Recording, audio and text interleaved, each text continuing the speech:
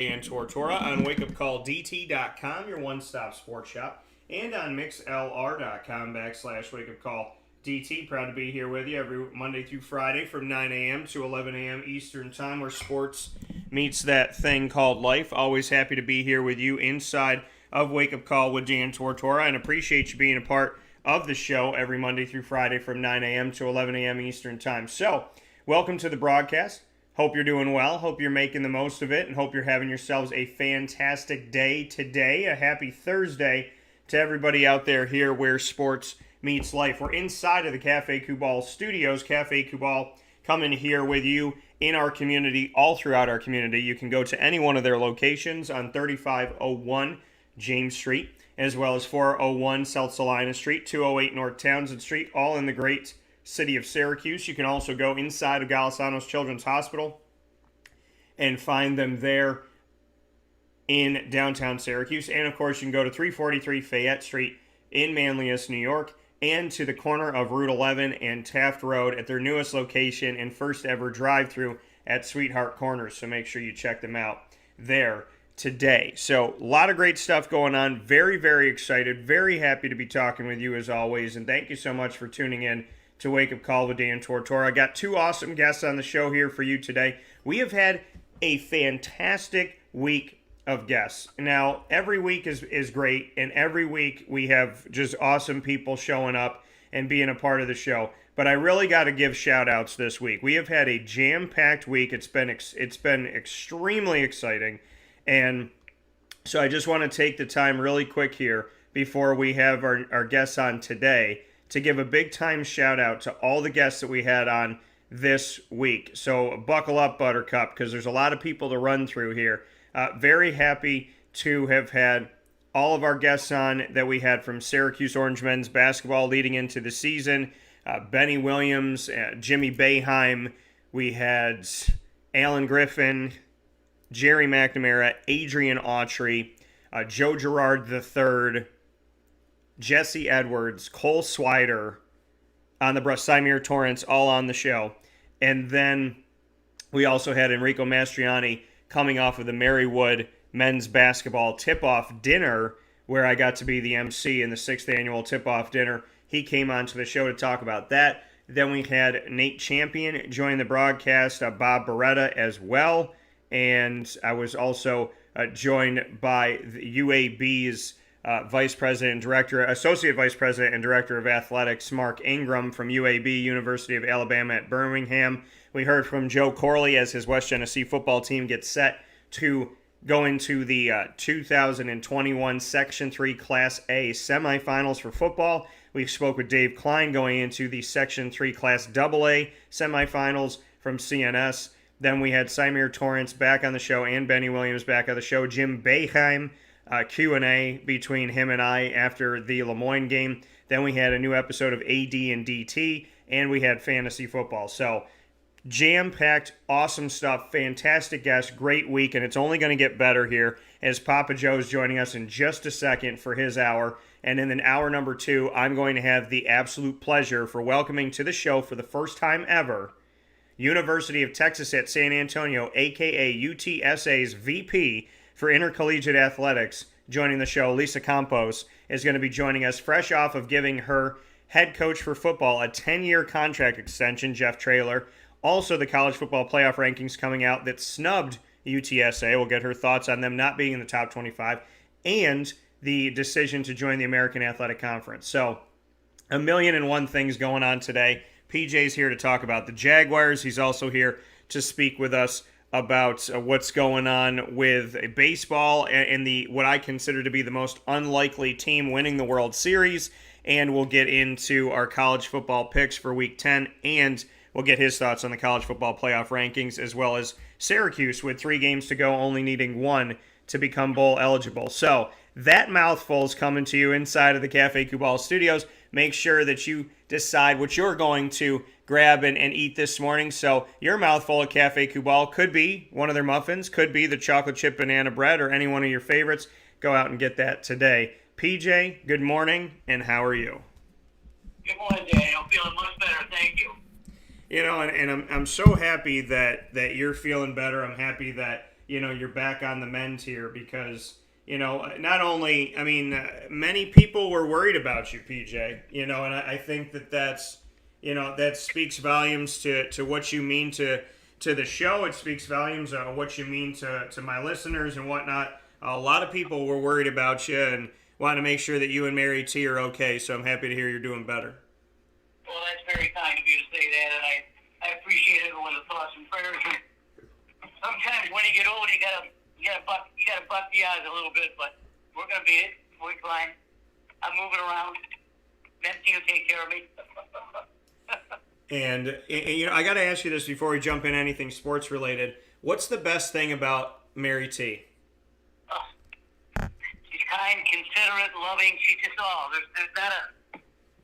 There's so many adjectives for me to describe Mary that it would take my whole hour to tell you about her. She's an extraordinary woman, and most people that know her agree with that. She's just an extraordinary woman. And I asked that question because I know how special she is, and I know she doesn't ask for anything ever, no accolades, no nothing. So I want to take the time to shamelessly plug Mary T because she's an amazing person, and they don't make a lot of them like they make MT. So got to show that love and appreciate it. So with that being said, speaking about showing that love and appreciating it, do you have love for this Atlanta Braves team? Do they warm your heart? Are you still shocked? I thought they were coming into the MLB postseason as the weakest team of all of the teams combined from the AL to the NL, coming out of the NL East, where the Mets lost Jacob deGrom and lost the rest of their season. Really, there and the Phillies didn't do enough to get in. The Braves end up getting in, and I didn't think that the Braves were. I thought the Braves honestly were the weakest team, and the Braves ended up going all the way through and winning the World Series from the side of the Giants and the Dodgers. What are your thoughts on the World Series? Did the Braves warm your heart? Do you believe, or are you still confused? Of course, you got to respect what they've done in Atlanta.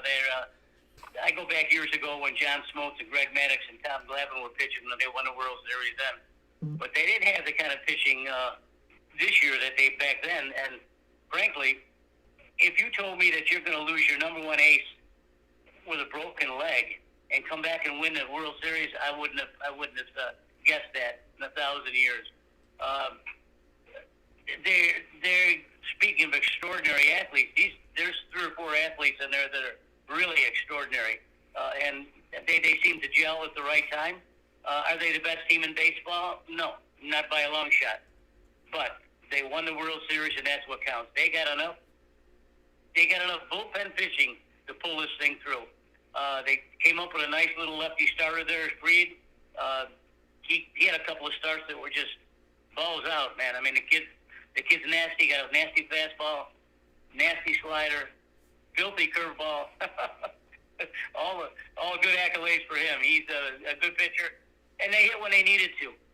When you hold the number one team in baseball for hitting and scoring runs and RBIs, when you hold that team scoreless in the 6th game of the World Series, you got to have some serious arms, and they do.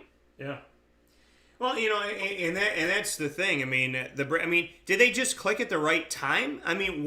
What can you put your finger on that the Braves just did it? Because it's not like they had to go 7 games. It's not like they had to push anybody to the brink. You know what I mean? It's not like this team was barely squeaking by the skin of their teeth.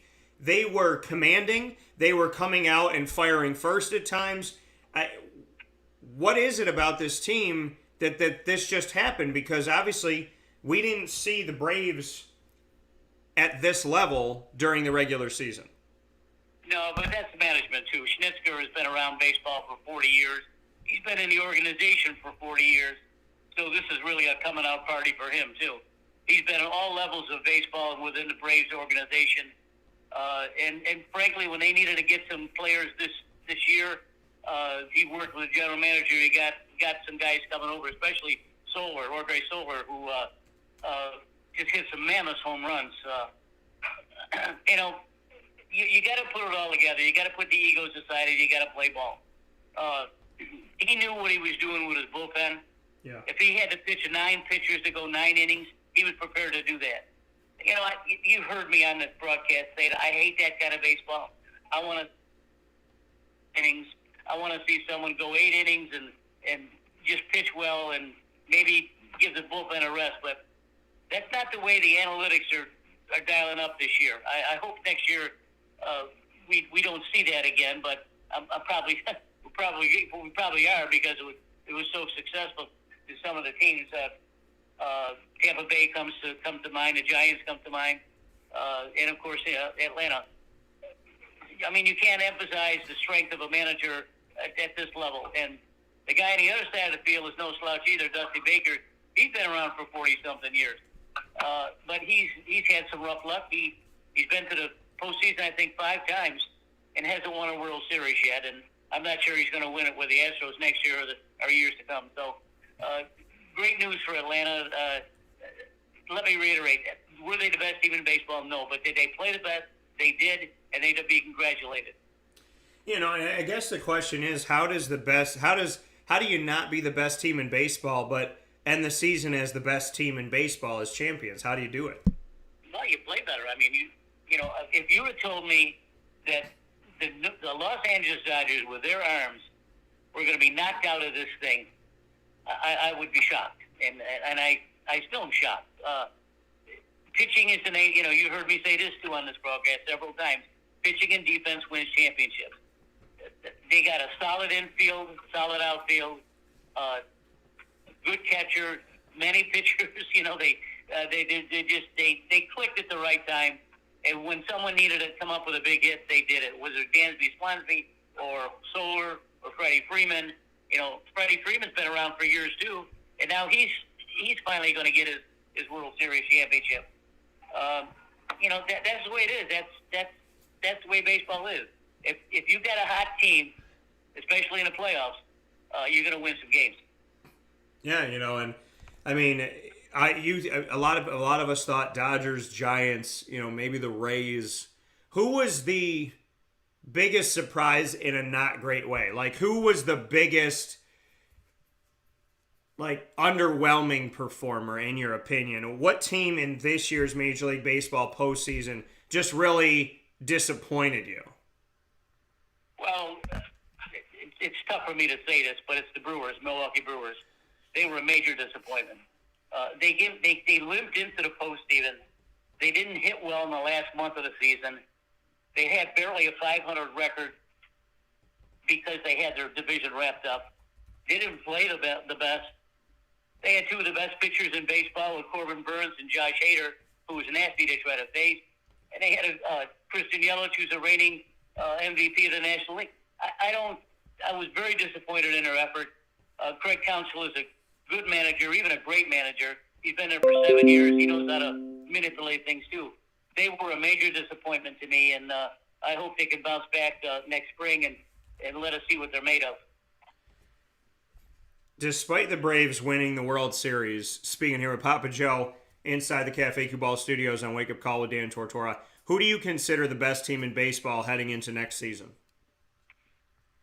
Well, I'm going to have to go with the Dodgers. I was going to say San Francisco, but I just recently read yesterday that Buster Posey, the catcher of the Giants for 12 or 14 years, is going to retire at 34 years old.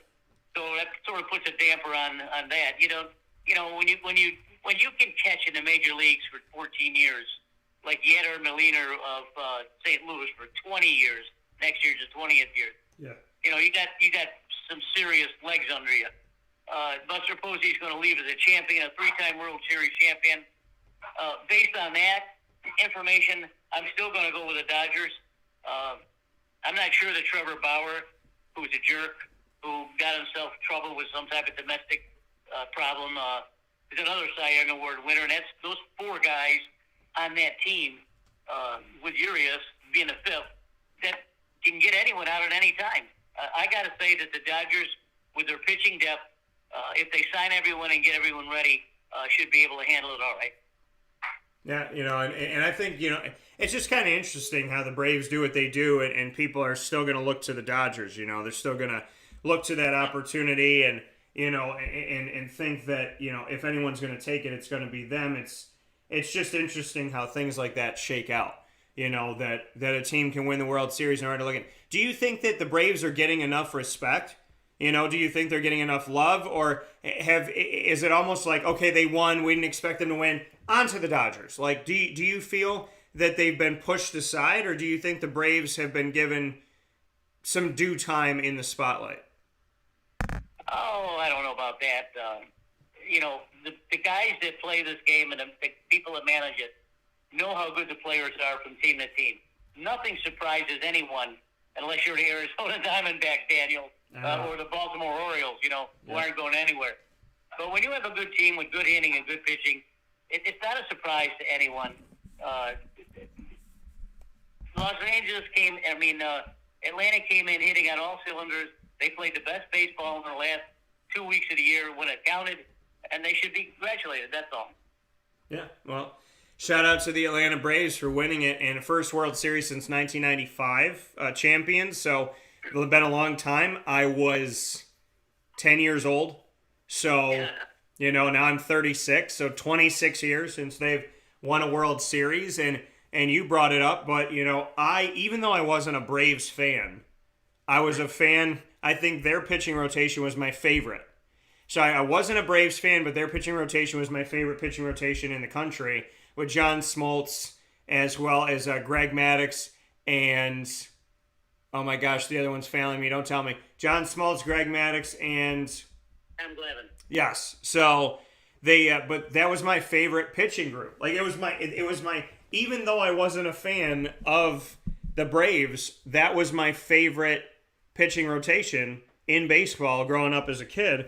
And so, to see them have a World Series for the first time since then, when they were going up against the Yankees all the time and whatnot, it's great to see for Atlanta. It's great for the city of Atlanta. It's great for the state of Georgia. It's great for the Braves because, who would have thunk it? You know what I mean? Like back in the day, they were a pain in the butt to play. But in recent history, people have been focusing on the Dodgers, focusing a little bit more on the Giants, now focusing on the Brewers, focusing on the Astros, focusing on the Rays, still always focusing on the Yankees, giving a little focus to the Mets with DeGrom. So, this was really a year where, people, I don't think were looking to Atlanta to do anything. And maybe that's helpful to Atlanta. Maybe flying under the radar as opposed to the last time they won the World Series where they were fully on the radar. Maybe that's a good thing that they weren't a bullseye this year and they were just one of the teams in baseball. That's true, but let's face it, their division was not the strongest. Right. I think if the Mets pitching staff were come around with Syndergaard and Jacob DeGrom, if those guys were healthy year-round, we wouldn't be having this conversation now because the Mets probably would take the division. Because of that, because of the injuries, it made the division weaker, much weaker. Philadelphia wasn't going anywhere. Pittsburgh wasn't going anywhere. So the Mets and Philly, they're New York and Atlanta. The Mets and Atlanta, that's where it laid. Yeah. And whoever's had the strongest pitching game of the year was going to win it. And I can't emphasize enough pitching and defense. And when it comes this time of the year, there's some guys made some great plays. Diving catches all over the place, throwing in a hole in shortstop, throwing at the guys from deep short. Those plays, you like to see in the preseason to try to get everyone ready. But when you can make those kind of plays in the World Series, you're a special player. Yeah, and that coming from Papa Joe this morning on Wake Up Call with Dan Tortora, where sports meets that thing called life here inside of the Cafe Cubal studios with locations all throughout central and upstate New York. We're going to take a step aside. When we come back, PJ and I are going to get into those Jacksonville Jaguars who have lost more than 20 games consecutively in the United States. The only game that they have won since 1972, when they weren't even playing. The only game that they've won was in England. So we'll talk about the Jacksonville Jaguars, the state of the team, and where to go from here, as well as the fact that the trade deadline is over. So we'll talk about them Jags right after the break, and we'll get into college football because we have a lot when it comes to college football to get to. So we will get to all of that in just a moment here on Wake Up Call with Dan Tortora, where sports meets life. We appreciate you being here, hanging out with us inside of the Cafe Kubal studios, and are always thankful for you being here and supporting Wake Up Call on Facebook at Wake Up Call DT, Twitter at Call DT, and Instagram at Wake Up Call _DT, as well as subscribing on youtube.com/WakeUpCallDT, and subscribing for free as well on WakeUpCallDT.com's main website. So make sure you link up with us today. We appreciate you for connecting with the show, and we thank you as always.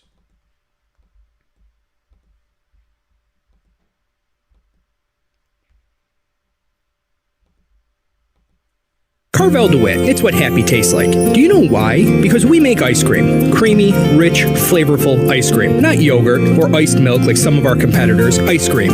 Fresh, by hand, daily. For the calorie conscious, we have something new for you. Our new Carvelite. Same great flavor, creaminess, and texture of our regular ice cream with only 35 calories an ounce. So whether you want an ice cream cake, flying saucer, dasher, carvalanche, hard or soft ice cream, we will satisfy your craving with our fresh, handmade regular or new Carvelite ice cream. Carvel DeWitt. It's what happy tastes like.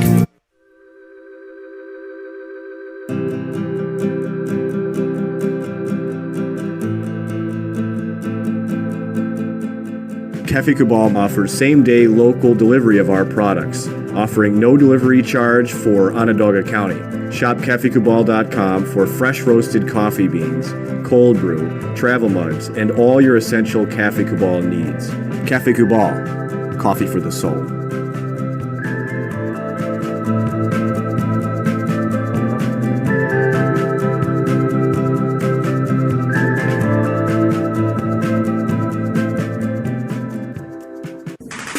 The Wildcat Sports Pub in Camillus, New York is located on 3680 Milton Avenue in the Home Depot Plaza. It is your family-friendly sports bar and restaurant. Folks, some sports bars aren't family-friendly. Some family-friendly restaurants are not sports bars. The Wildcat Sports Pub in Camillus, New York is proud to be both. It is that marriage that you've been looking for years. The Wildcat Sports Pub is your home base for your sports bar and restaurant needs, games for the kids, indoor and outdoor activities, and enough things on the menu to come back every single week and get to try something new. They're open Sundays from noon to 8 p.m., Monday through Wednesday, 11 a.m. to 11 p.m., and Thursday through Saturday from 11 a.m. to midnight. For reservations and party information, call 315-487-2222 for the Wildcat family-friendly sports pub and restaurant.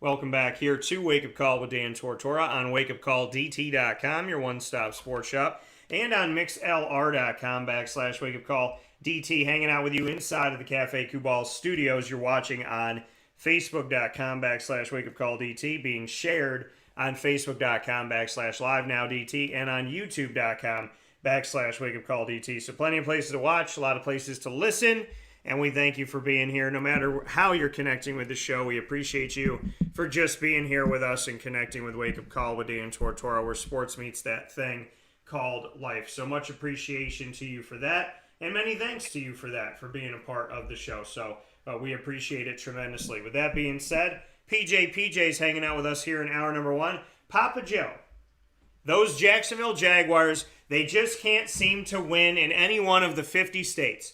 They got 50 different places. Well, I mean, I know that not every state has a team like Wyoming, but they got 31 places that they can go. And if you count their home, they got 32. 32 spots in the United States of America, and they don't like any one of them. Not winning in any of these places, but winning in England. So, my question to you is, how long will it take until the Jacksonville Jaguars finally win a game in the United States of America? Well, I'm really sad to say that I was really disappointed in their effort on this last week against Seattle. I thought for sure that they could go in to Seattle and win without Russell Wilson playing for them. I thought they had a good game plan going in, and frankly, while the game was being played, I understood that their defensive effort was there. Offense just just wasn't clicking. Maybe that's Seattle's defense, but they held the Seahawks to 229 yards, and they still lost by 4 touchdowns. So you got to figure that. How do you figure that? And they sacked Geno Smith 3 times. I mean, come on. I mean, if you play that well, you should be able to score some points and win. Again, Lawrence wound up, 32 for 54, 9 million yards, but all of it between the hash marks and none of it in the end zone. So I don't know what the answer is. I'm very disappointed, though. I don't see a lack of effort there. I think that there's always going to be an effort. The defense is really playing strong, and Lawrence is a legitimate player as quarterback. I mean, he's going to be around a long time, and I don't know why they can't put it together. Is it the offensive coordinator? Is it Ryan Meyer or Urban Meyer, urban legend? I guess maybe it ought to call him, but it's not working. I don't know what to say. I don't know what else that Shad Khan can do. He brings in one of the coaches with a great record, although not with men, with kids, and it's proof to me that Urban, I think, is a little out of his league. I hasten to say that the last couple of months, but it's quite obvious to me and apparent that he's a little in over his head. Daryl Pepperell's doing a good job calling the game. I mean, he just doesn't have the players in position to score points. When you got a kid as big and strong as Lawrence is, and it really hasn't been stacked that much, he's got you should be able to get some points on the board. I mean, come on. Now Robinson being hurt. Now they bring in some guy, I can't even pronounce his name. Ozigbo. Divine Ozigbo. What kind of name is that? A running back off the waivers from New Orleans. I don't know anything about this guy. I hope he can run, though. It's just not. It's hard for the Jaguar fans, you and me together, and all the Jacksonville area and the nation too. Why can't this team win? When you put a coach like Urban Meyer in charge of things, it tells me that maybe he's in over his head, Daniel. Yeah, well, and the thing is they don't always translate. Nick Saban didn't translate. These collegiate coaches don't always translate into the NFL. And there's really only one person in the here and now that we can sit here and say has translated in recent history consistently in the NFL. And that's Pete Carroll. So who would have thunk it? But come from USC, Pete Carroll, he's done well. He's been to the Super Bowl. The team's brought in some terrific players, a lot of talent, and they're still relevant. The Seahawks have been relevant for, a decade? They've stayed relevant. And so I think Pete Carroll's got to be commended, but not every coach translates. It doesn't happen. And that's something we're seeing maybe with Urban Meyer. I don't think this Urban Meyer project is going to last that long. Now, there's a part of me that thinks he'll be here next year, but there's another part of me that thinks there's such a circus around it. If Shad Khan has a really good relationship with him, that's fine and great. But does Shad really want to deal with another circus? Does he really want to deal with more nightclubs, more plane trips, more questions? This team has had nothing but distraction. Jalen Ramsey, distraction. Telvin Smith, distraction. Yannick Ngakoue, distraction. Urban Meyer, distraction. And, why aren't they winning, Dan? Well, look at the Patriots with Bill Belichick and Tom Brady. Did you hear of issues? Did you hear of problems? Look at Derek Jeter on the Yankees. Did you ever see him in the tabloids? It's to me, this Jacksonville team has a character problem. They get talented players, they get talented coaches, but they have people that have character issues. And not that anybody's perfect, but morals, values, and character.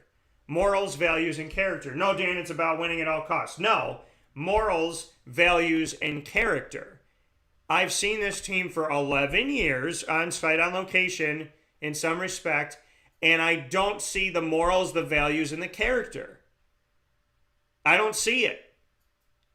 And if I'm Mark Brunell, if I'm Keenan McCardell, if I'm Fred Taylor, if I'm Jimmy Smith, if I'm Kyle Brady, if I'm Marcus Strout, if I'm Donovan Darius, if I'm Aaron Beasley, if I'm Tony Brackens, if I'm Tony Baselli, I would be embarrassed. I would be disappointed. And I would be fed up.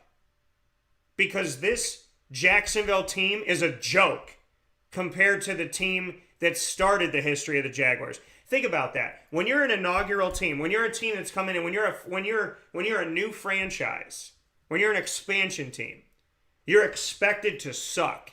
You're expected to suck for 5 to 10 years.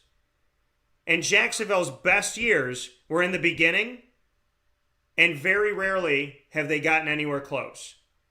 This is a cultural, environmental, character issue.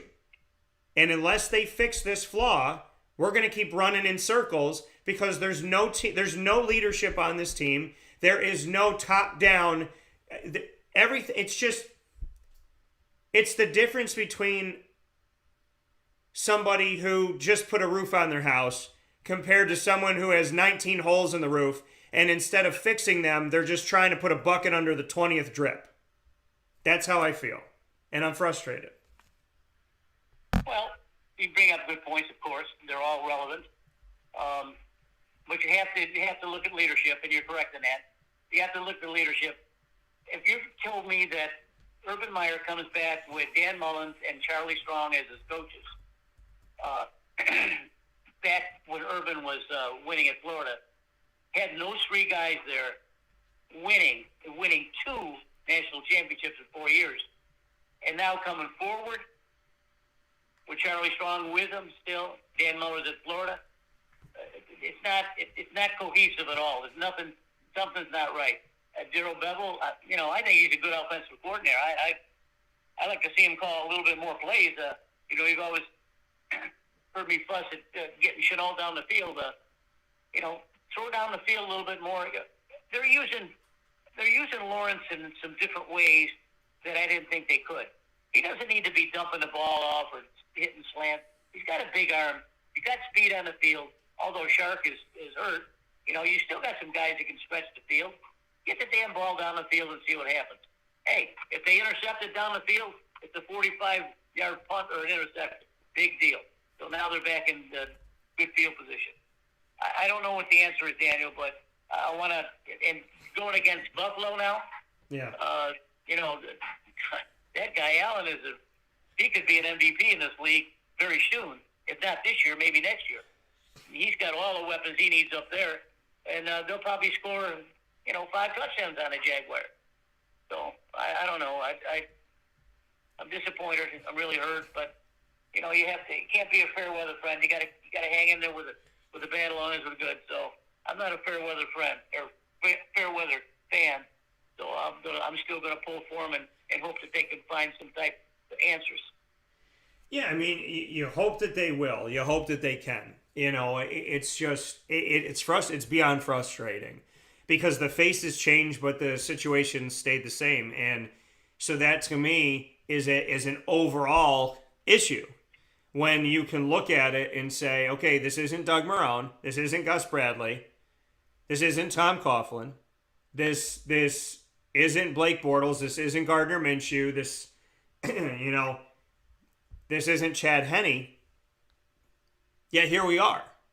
And it's frustrating because I'm looking at the Jaguars going, well, are they going to get the number 1 pick again this year?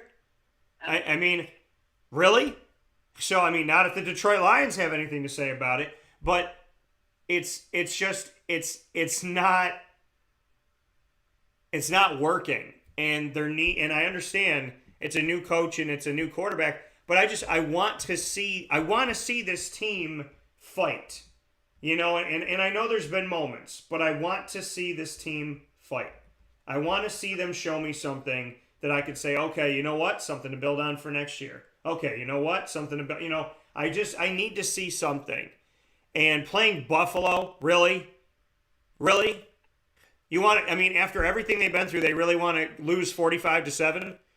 So I mean, it's just. And the last thing, what the thing is, the juxtaposition, the last time Buffalo, and I had said this earlier this week, the last time Buffalo came into Jacksonville was for the wild card playoffs, and it was an ugly game, but Jacksonville was coming into the game so much better than Buffalo. And Tyrod Taylor was their quarterback, and the backing up Tyrod Taylor was Nathan Peterman, who came in, and at the time Jacksonville had Blake Bortles. So, and O'Shaughnessy Ben Koyak, I believe, caught the touchdown that separated the game. So, that was a very different game. My buddy Shamarko Thomas from Syracuse was playing for the Bills.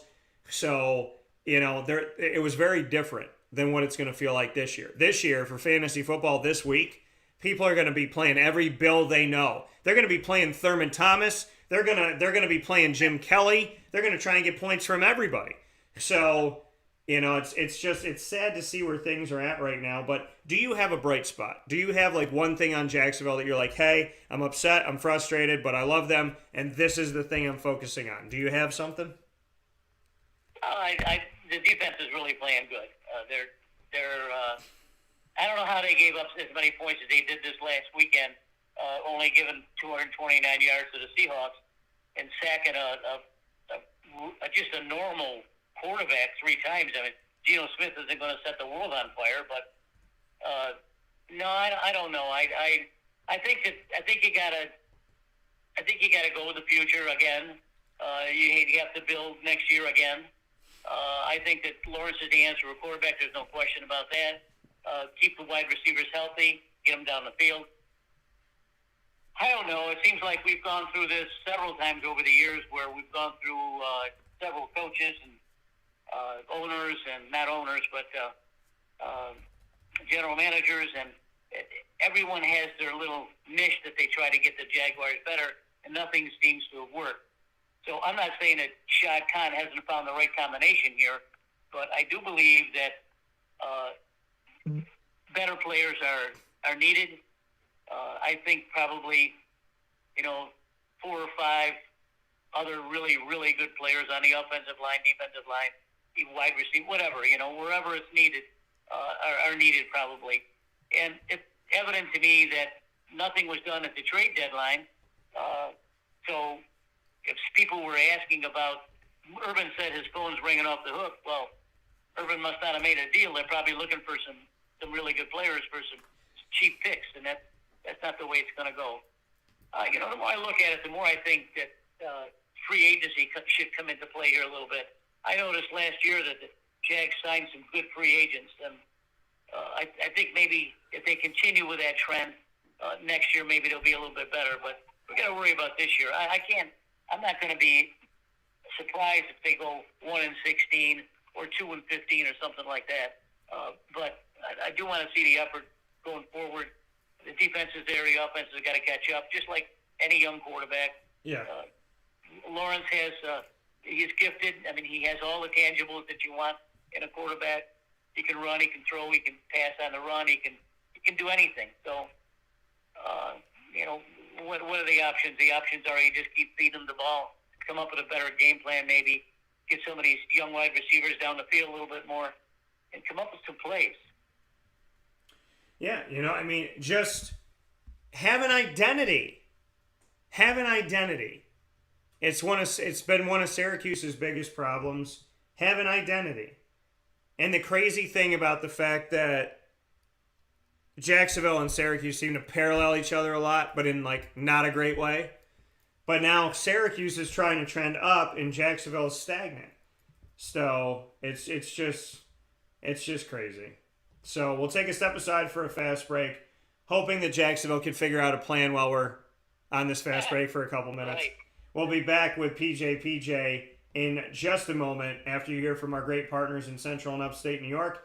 PJ and I have a lot to discuss, and that discussion is going to continue here with college football right after this.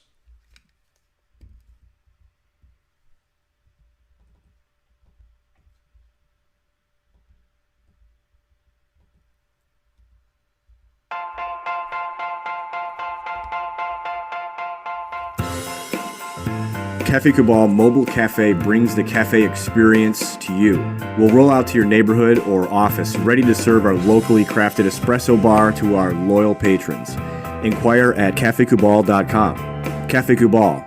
coffee for the soul.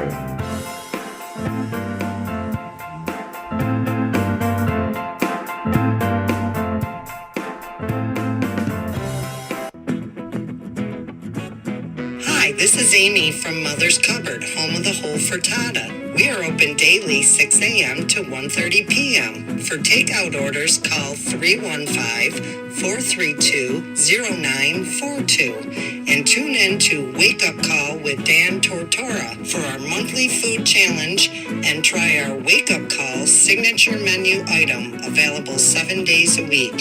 Here at Mother's Cupboard, we are Central New York, and it's our honor to serve you.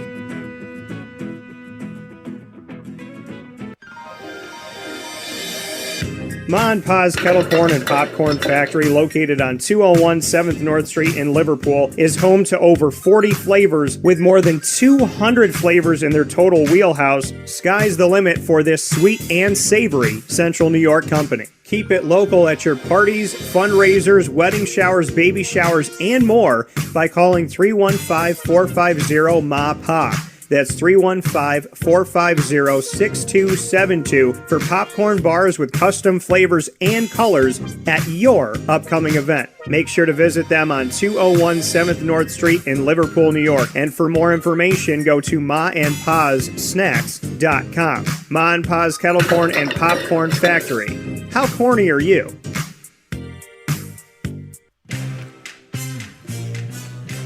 Here at Progressive Dental, we understand the importance of regular dental visits and preventive care. Cleanings and checkups are essential to good oral health. We have multiple locations in the Southern Tier, so come visit us in Binghamton, Enwell, Kirkwood, Montrose, and Norwich. For self-pay non-insured patients, we offer the Smile Plan, which covers all of your cleanings, x-rays, and exams for an affordable yearly price. Call 607-754-2273 or 607-754-CARE to make an appointment today. For more information, visit our website at progressivedentalny.com.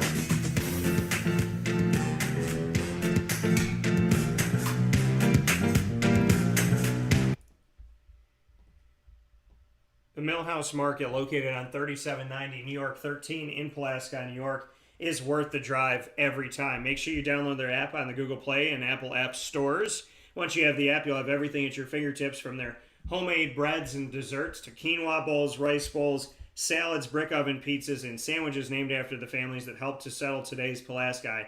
Ingrained in our community and ingrained in our taste buds, you can find the Millhouse Market right there on the app, which will take you from wherever you are and give you directions straight there. So you can be on the app, look at the menu, decide what you're ordering, pay through contactless pay, tip on the app, and have directions to the Millhouse Market, which is worth the drive every single time. 3790 New York 13 in Pulaski, New York. Make sure you make your way over there, and remember to always support local. With that being said, we're back here inside of the Cafe Kubal studios, hanging out where sports meets that thing called life. And we got PJ on the line for a few more minutes. At 10:05 a.m. Eastern Time, we'll be joined by the VP for Intercollegiate Athletics at UTSA. Apparently, I get to do a show this morning with a school that people are spelling wrong around the country. USTA, the University of San Antonio or University of San Texas Antonio. I don't know what they're thinking here, but UTSA. I will do my best to say it right, because apparently the world is saying it wrong. UTSA, Lisa Campos will be joining me at 10:05 a.m. Eastern Time, and they haven't gotten the respect that I believe they deserve, so on today's show, we're going to give it to them. With that being said, before we do that, we got PJ on the line. Papa Joe, college football. I already flipped out once this week, and I'm going to send you the video, PJ. The first release of the college football playoff rankings. My, oh my, did the CFB Playoff Committee show me once again under Gary Barta and company. And I'm not here to witch hunt anybody. I'm just making mention that Gary Barta is connected to Iowa, who's connected to the Big Ten. And the Big Ten always seems to be protected, as well as Notre Dame. This college football playoff committee is a joke. It's a joke. And this is not against Gary. This is a joke. They are a joke. It is ridiculous.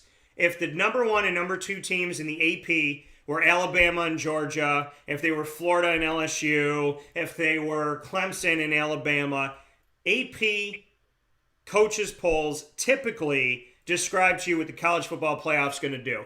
Well, then the college football playoff rankings come out. Cincinnati's number 2 in the AP, 2 in the coaches poll. They put them at 6 in the college football playoff to already set them up to fail. Because if they put them at 6, they can leave them there and never bring them up to 4. Coastal Carolina gets dropped from the rankings.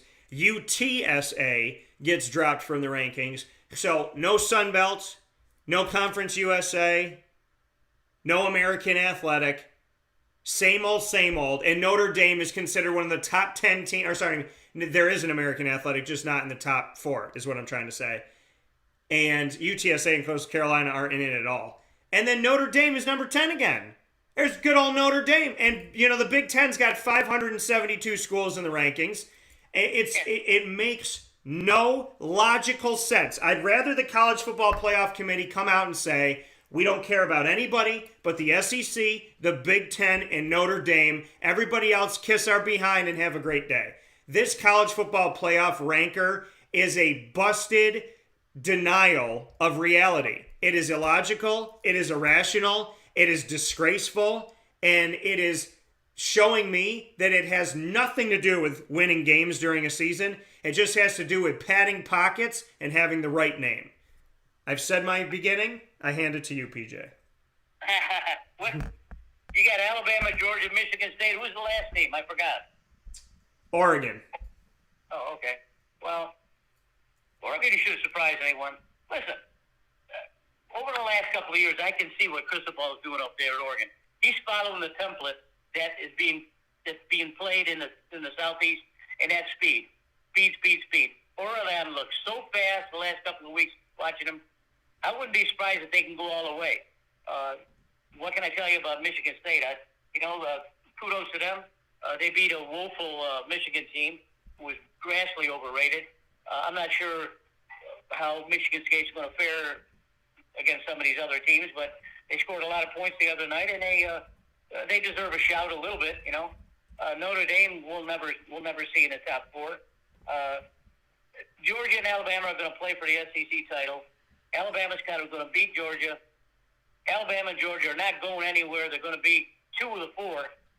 So that leaves the rest of the country to play against Michigan State or Oregon or Notre Dame or Cincinnati or whatever. Cincinnati is getting no love whatsoever.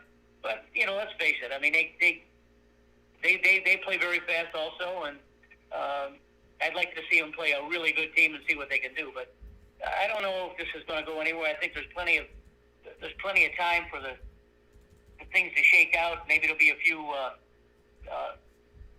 upsets here down the road. If Georgia beats Alabama in the SEC game, then you're not going to have Alabama there as a 2-loss team. So maybe that'll flip someone else up in there. Maybe the dreaded Notre Dame. But Georgia's got a long way to go. They look real good against my Gators. The Gators are sorry. I'm sorry to say that. Sorry, but they look like national champions when they play. The talent level on the field was vastly different than what I can remember Georgia, Florida being in recent years. Dan Mullen is slipping. This season started out with such great hope, and I think the loss to Alabama sort of put them down, and I don't think they've recovered yet from that. They may not. They're going to have to go something to even get to a minor bowl, for crying out loud. Dan Mullen doesn't look like he's the same coach. I don't get it.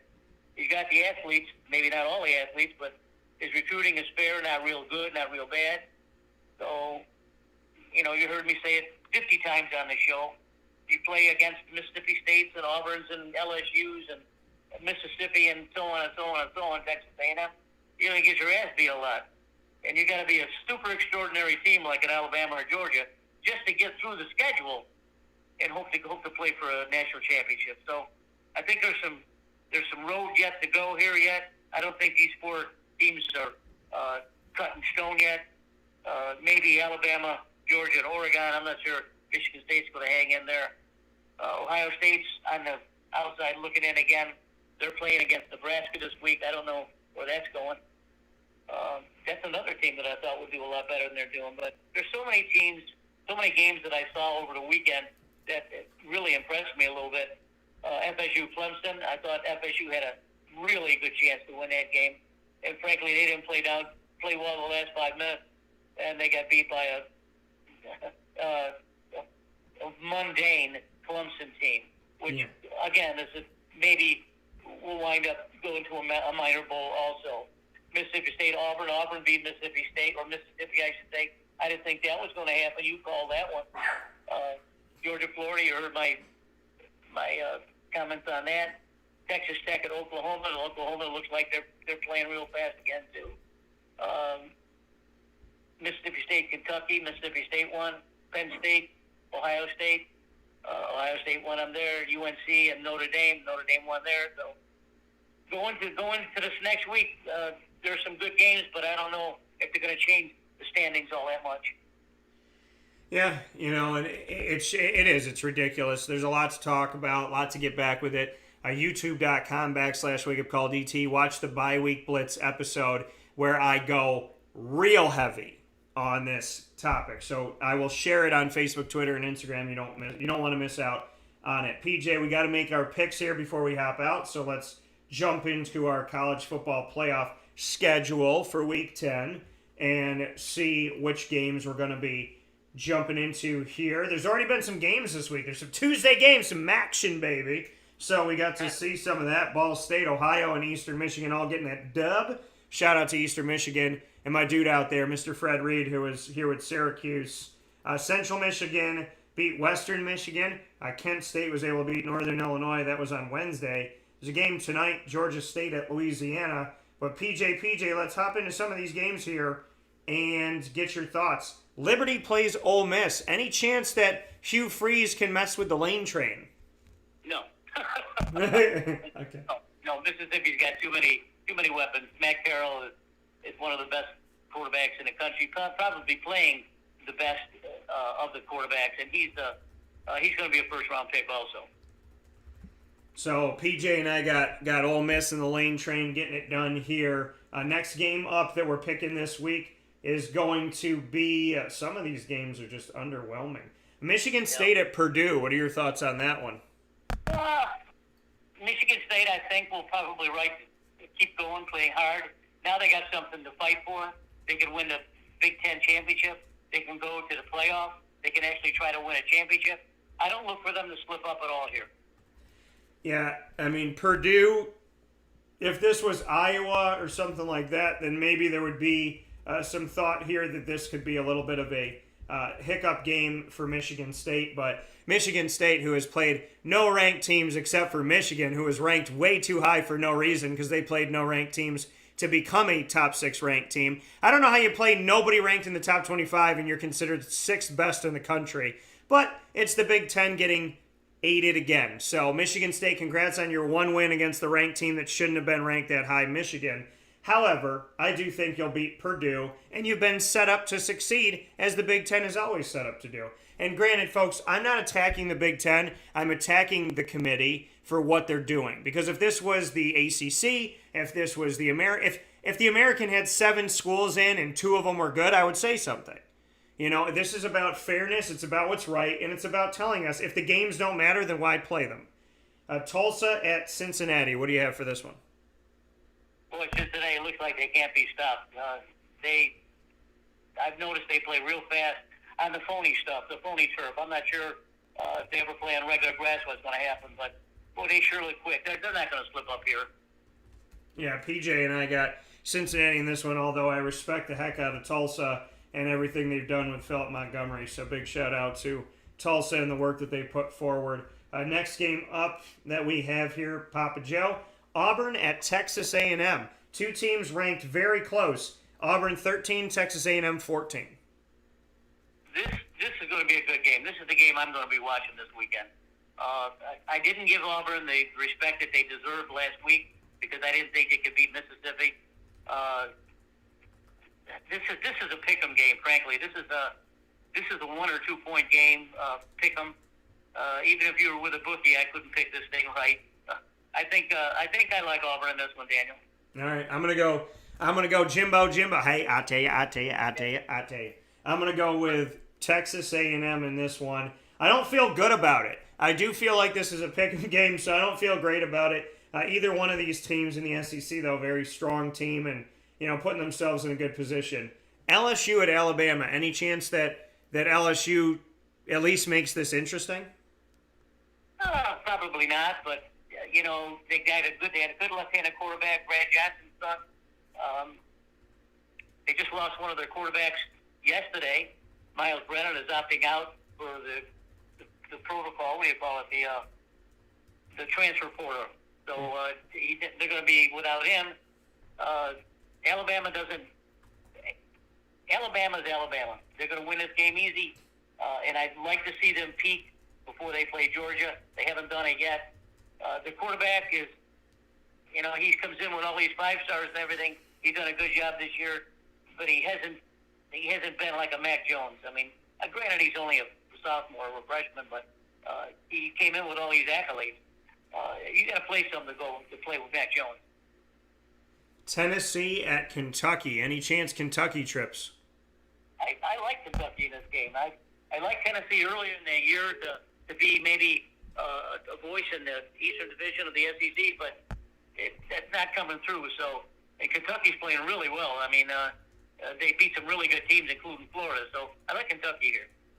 Yeah, I'm going to go with Kentucky in this matchup as well. Tennessee at the beginning of the season, maybe I thought, could they play spoiler, but I'm going to go with Kentucky in this one. Final game, PJ, Florida at South Carolina. 2 unranked teams. What do you got? Florida and South Carolina. Yep. Now, you know where my heart is going to be, Daniel. I got to go with the Gators.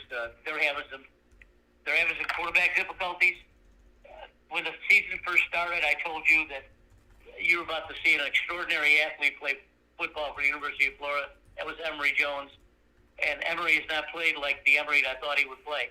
I don't understand why. He's been with the program 4 years. He should take over from Kyle Trask and just send it down. But he's not playing that well. Anthony Richardson comes in. He's not throwing the ball well. Florida's really struggling. And they're probably going to take it out on South Carolina, but I'm really struggling with the Gators. I wouldn't be surprised if they lose this game, but I'm not going to pick them to lose. I want them to win, and I probably think they will. That coming from Papa Joe here on Wake Up Call with Dan Tortora. PJ, as always, I appreciate you, and I look forward to talking with you in MT soon. Okay, thanks, Dan. Bye. Take care. That coming from Papa Joe here, where sports meets life on Wake Up Call with Dan Tortora. So we appreciate you being here and appreciate you spending some time with us where sports meets that thing called life on Wake Up Call with Dan Tortora. And so we actually have coming on to the show here in just a second. We'll be joined by Lisa Campos, and very excited to have Lisa joining us on the broadcast here. Lisa comes to us from UTSA. Apparently there's been an issue around the country here in making sure that we say this right. UTSA, Texas San Antonio, folks. And Lisa Campos here with us, the VP for Intercollegiate Athletics at UTSA. Lisa, there's not been anything short of media stories when it comes to UTSA, so very excited to have you on the show for the first time this morning. How are you? Oh, good morning. Great to be on the show. Thanks for having me. Absolutely. And what can you say about the fact that at least your coach, Jeff Traylor, is having some fun with some of the stuff that's gone on in the media? Jeff is one of a kind, and obviously that, he didn't take liking to being referred to that, being referred as USTA, and, poked fun back. So I don't blame him. We are UTSA, and folks will start getting it right. And UTSA, like you said, we are UTSA. What does that mean to you when you see those letters, when you see that acronym UTSA? How would you describe who exactly the Roadrunners are? Oh my gosh, just tremendous pride. This university, we're a Hispanic serving institution. We're located in the 7th largest city in the United States. the trajectory of this institution is steep, and we're just a bold institution on the rise. And it's not just our athletics program, it's the entire institution, and all of us are so proud to be a part of it. You know, you brought up the Hispanic connection. That's part of my blood. It's something that is near and dear to me. So I'd love to spend a second there on it or two here with Lisa Campos, a VP for Intercollegiate Athletics at UTSA. Just what you can say about your connection to the Hispanic culture and the importance of spotlighting that. Absolutely. You know, obviously being a Latina, only one of two Latina athletic directors in the FBS, you know, with my friend Desiree Francois at Missouri now. You know, when you look at the schools I've been at, they've been Hispanic serving institutions. They've been serving first-generation students, which I'm also a first-generation college student. And I want to be at a place where it is important to educate and to provide a pathway for folks who look like me. So it is, there is a lot of pride in serving our students in this institution, and just an incredible place to be.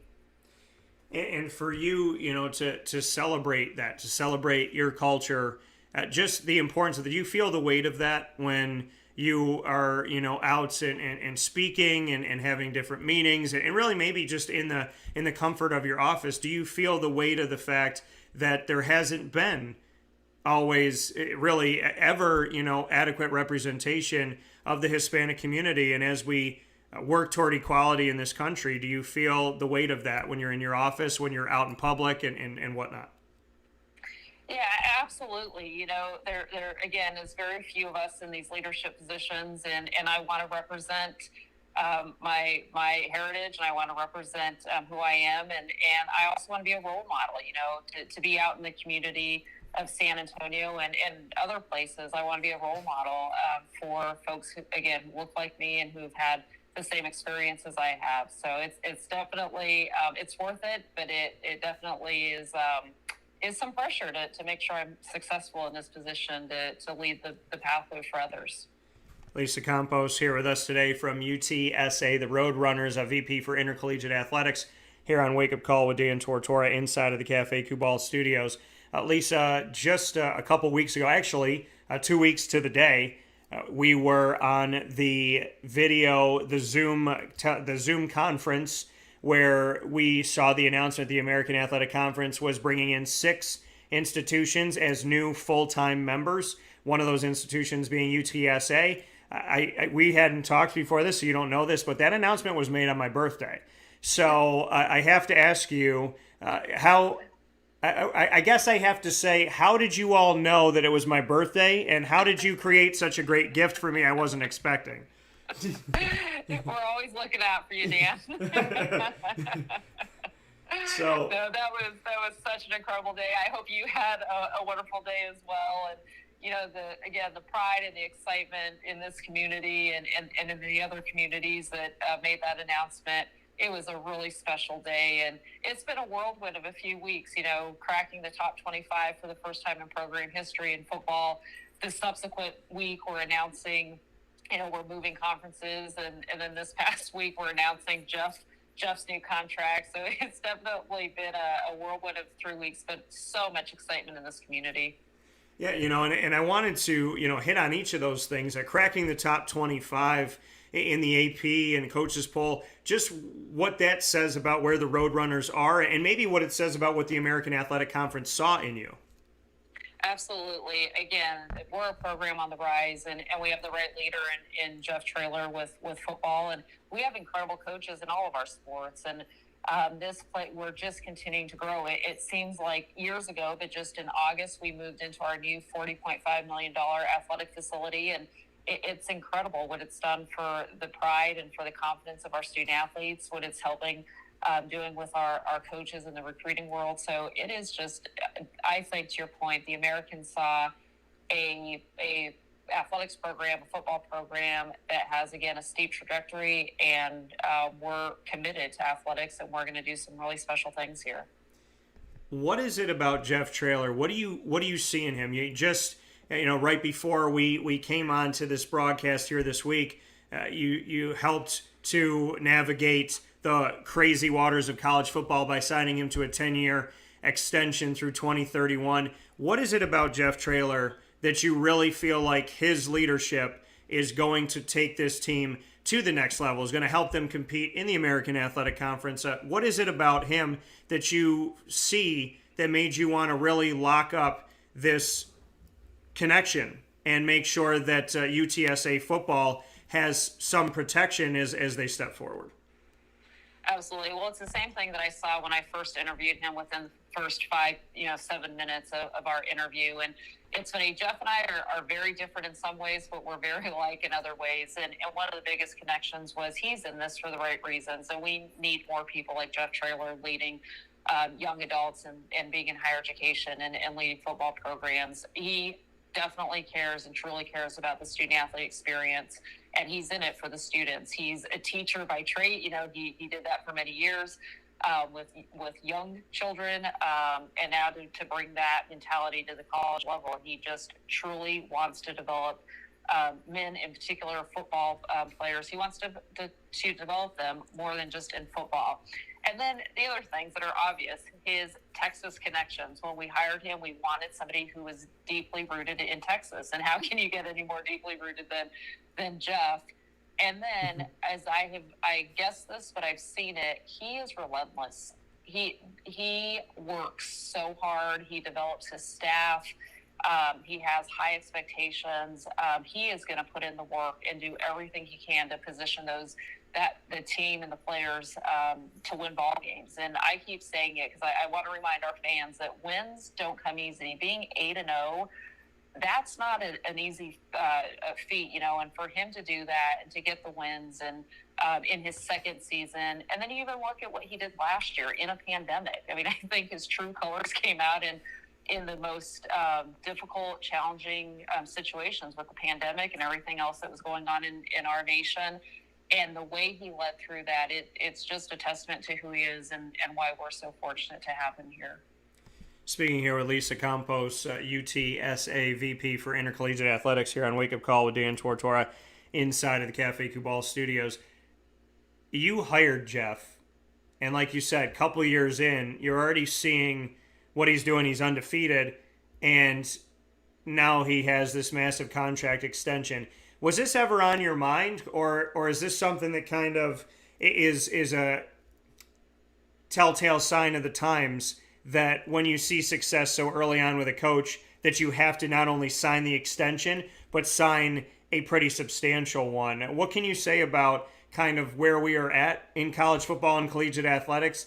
Were you ever thinking, hey, if he handles his business in the first couple of years, then, we'll get to this point? Or do you feel like maybe the extension's a little bit longer or a little more fruitful because we live in a world where it has to be right now? You know what, I talked with Jeff this summer that, I'm a planner. I want to look ahead. Again, we saw something really special in Jeff and the way he handled all of COVID year, and how our student athletes have responded to him has been really remarkable. And again, that's what it comes down to, is our student athlete experience. And so even this summer, I told Jeff, I don't want to be thinking about this in November, December. I want to know what it would look like to continue to support you in this program. And let's start thinking about that in September and October. And had an opportunity to meet with his agents a few weeks ago. And so this was already in the plans, just based on, the body of work that he had demonstrated thus far. And I think, again, it's a reflection of what he did even as a high school coach, that people don't change, that's who he is in his being, and we know he's a winner. And I think things that were unfolding last week maybe put some urgency to it, so that his student athletes and our team weren't feeling distracted by all the media reports. So that put some urgency to it, but it is something we had been talking about for months before last week. And, with contracts now, especially in college football, it seems like a coach can sign an extension and still get calls 2 days later and whatnot. How do you navigate that? And obviously relationships are important. They should be. Does it really come down to being a genuine person, being honest, and building those relationships to protect those things? Because undoubtedly within the next decade, if he continues his success, Coach is going to continue to get phone calls no matter what you've done it at UTSA. So how do you deal with that? How do you handle that? And what's the secret sauce of keeping a coach? Does it really just come down to being transparent, being honest, being upfront, and making sure you build a relationship?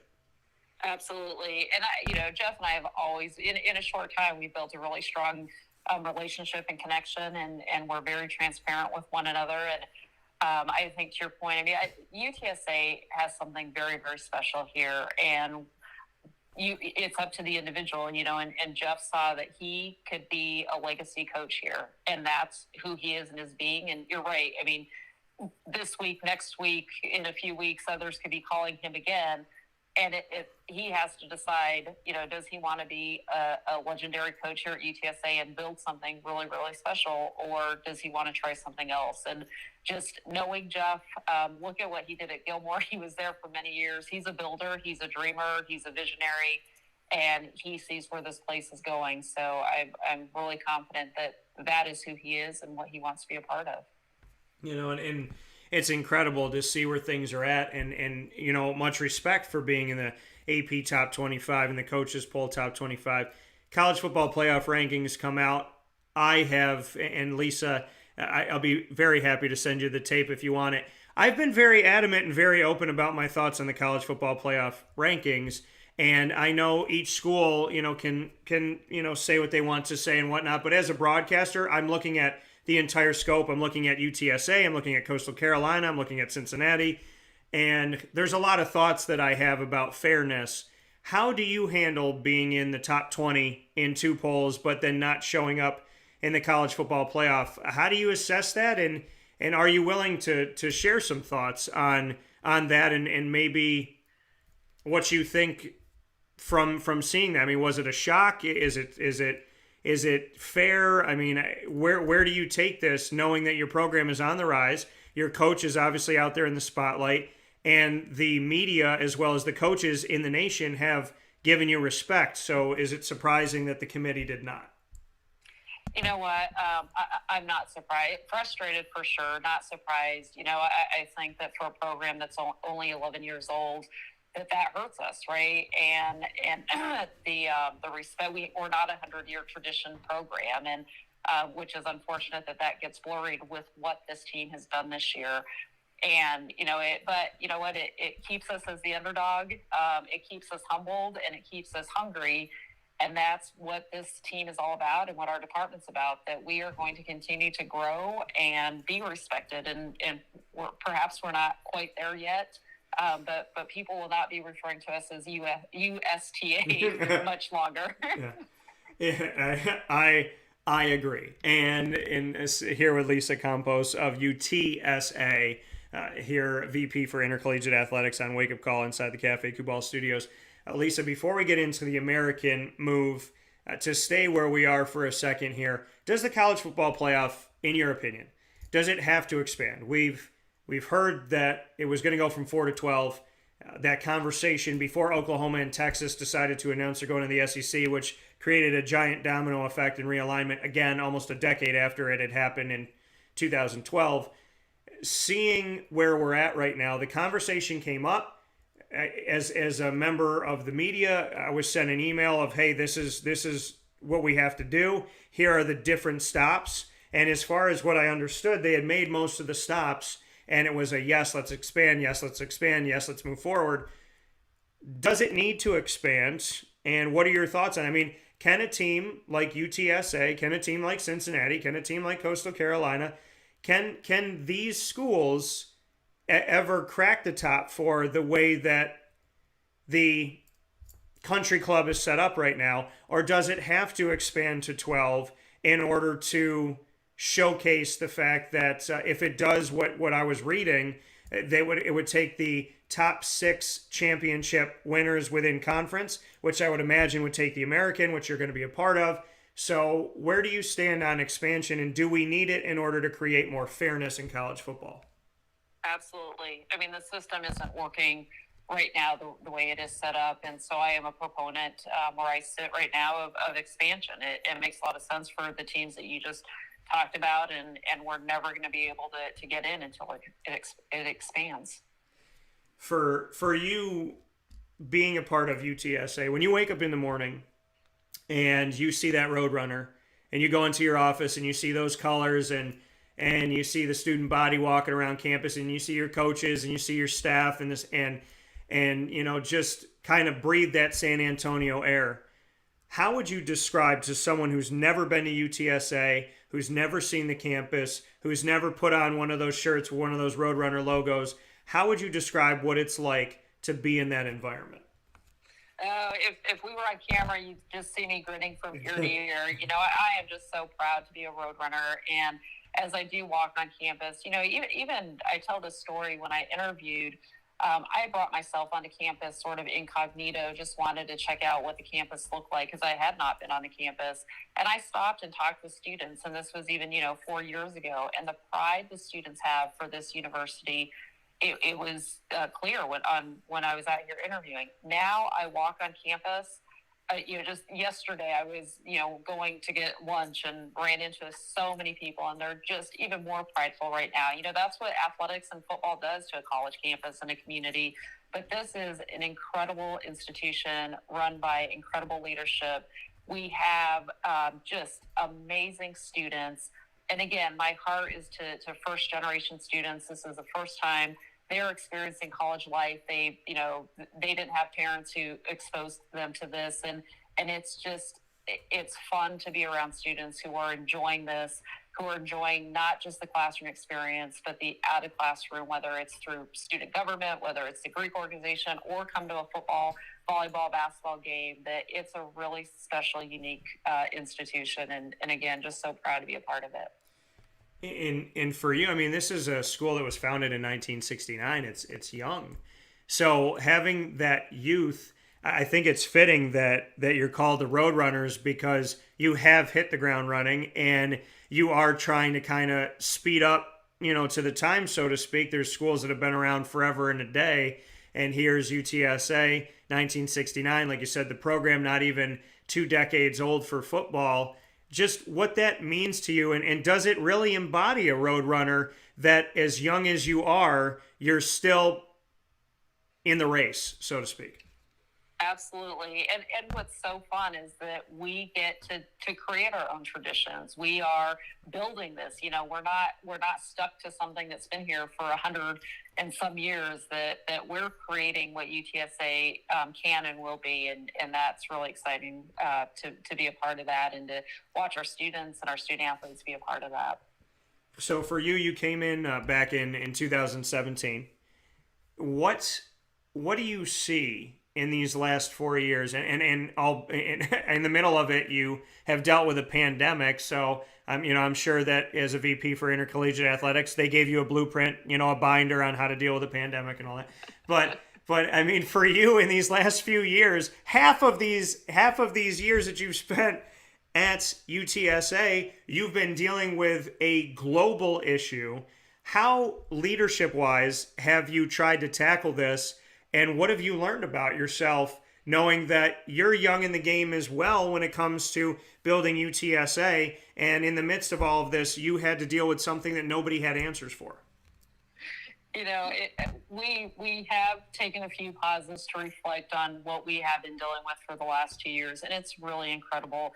Again, as you point out, half of my tenure here at UTSA has been dealing with the unknown and dealing with ever-changing plans. And what I've learned about and what I've known about all of us in this department is we're resilient and we're fighters, and we still continue to have a vision.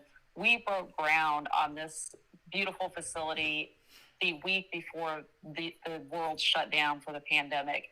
We kept building, and in August we opened up this facility, and that's who we are. We just keep pushing, and we have tremendous support from our Roadrunner Foundation, from the community, that we are resilient, and we're going to keep moving forward, and we are going to continue to keep our eye on the vision that we have for this institution.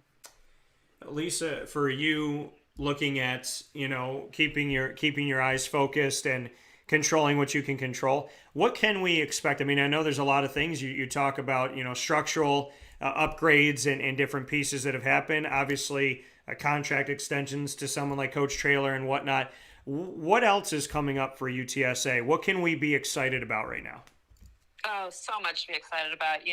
We have so much work ahead of us, and whether that's in growing and retaining the great staff that we have, to building, better fan engagement, our marketing efforts, our fundraising efforts, and then the more visible, we have a lot of facility upgrades, and we're already looking at how to improve softball, baseball, men's, women's basketball facilities, finishing a project that was part of this project for our soccer and track and field programs. So visually, people are going to see that from a capital campaign perspective, but we have a lot of growth ahead of us, and again, focusing and investing in our people who are going to make us or help us move forward, and then this community. We have seen over the last few weeks with this football program what a thriving football program and athletics program can do for the community. So looking forward to more partnerships within San Antonio and continuing to move all this forward together. How do you, when you look at UTSA, what was the selling point to the American Athletic Conference? I mean, this is an institution that started playing basketball in the 21st century, whose football team is just a few years, a baby in the world of college football. When you look at some of these driving sports, and you look at your Olympic sports as well, with such a young athletic department, what do you think the American Athletics saw? How did you sell UTSA? I think they saw it how I saw it 4 years ago. It's a sleeping giant, and it's about to be woken up. It's already waking up, but it's really going to wake up, as we move forward, that they see the tremendous potential. And that's not just about the leadership, starting with Dr. Amy and our other VPs moving this institution forward, including athletics, but it's being, again, in the 7th largest city in the country, 2nd largest in the state of Texas. San Antonio is a championship city. You look at all the NCAA events that we host in this city, that we love our sports and athletics here in San Antonio. And so there, the market, whether it's the over-the-top market, whether it's the traditional market, that our alum here in Texas, that's where we recruit, and that's where our alum stay, is here in the state of Texas. So I think, again, Mike saw a lot of the things that I saw 4 years ago, and he has seen how we've moved it forward in the last 4 years. And so you get to be a part of that realignment, leaving Conference USA for the American Athletic. I believe the timetable is a hopeful 2023. How do you navigate the in-between waters? It's 2021. You're mid-season. You're about to start some other seasons for different athletic programs at UTSA. How do you navigate the world of the next 2 years with Conference USA and the anticipation of the American?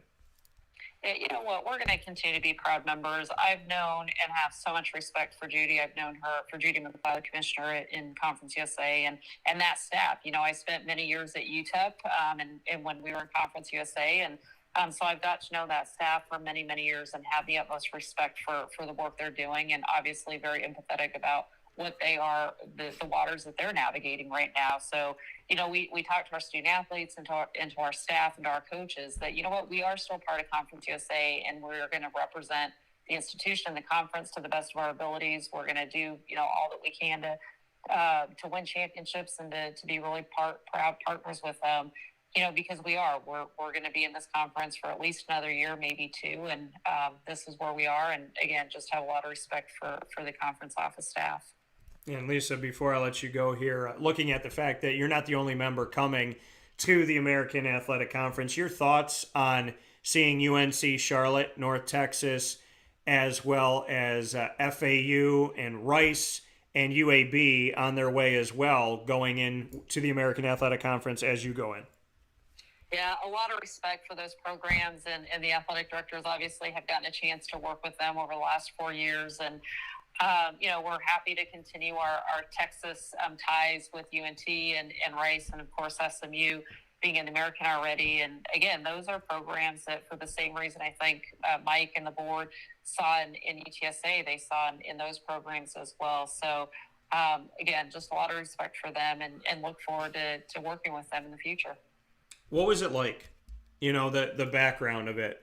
How long was the process, and what was the process like to get to getting an actual invitation from the American Athletic. Bring us into what that world looks like, because I know fans kind of wonder, how long does this take? Is it a quick turnaround? What does it feel like? How many steps are there? What was it like to join the American? Yeah, it was a whirlwind. As my president described it, it's mysterious. It's, it's very confidential. But really, I mean, when I got here, we put a Roadrunner game plan together, and we anticipated that there's always going to be conference realignment, and we just wanted to always focus on ourselves and position ourselves to be the best in our current conference, and if there were opportunities to how to best position ourselves. And, of course, this summer when Texas and Oklahoma made their announcement, then we knew that there could be realignment. And so we sort of hurried up the process and just put, some materials together to put our best foot forward if there was any interest. And then the weeks leading up to that, it is nonstop on the phone trying to understand what is it that's important to the conferences that we're looking at the different schools, and what was it that we could offer, and then again, was it going to be a good fit for us as well?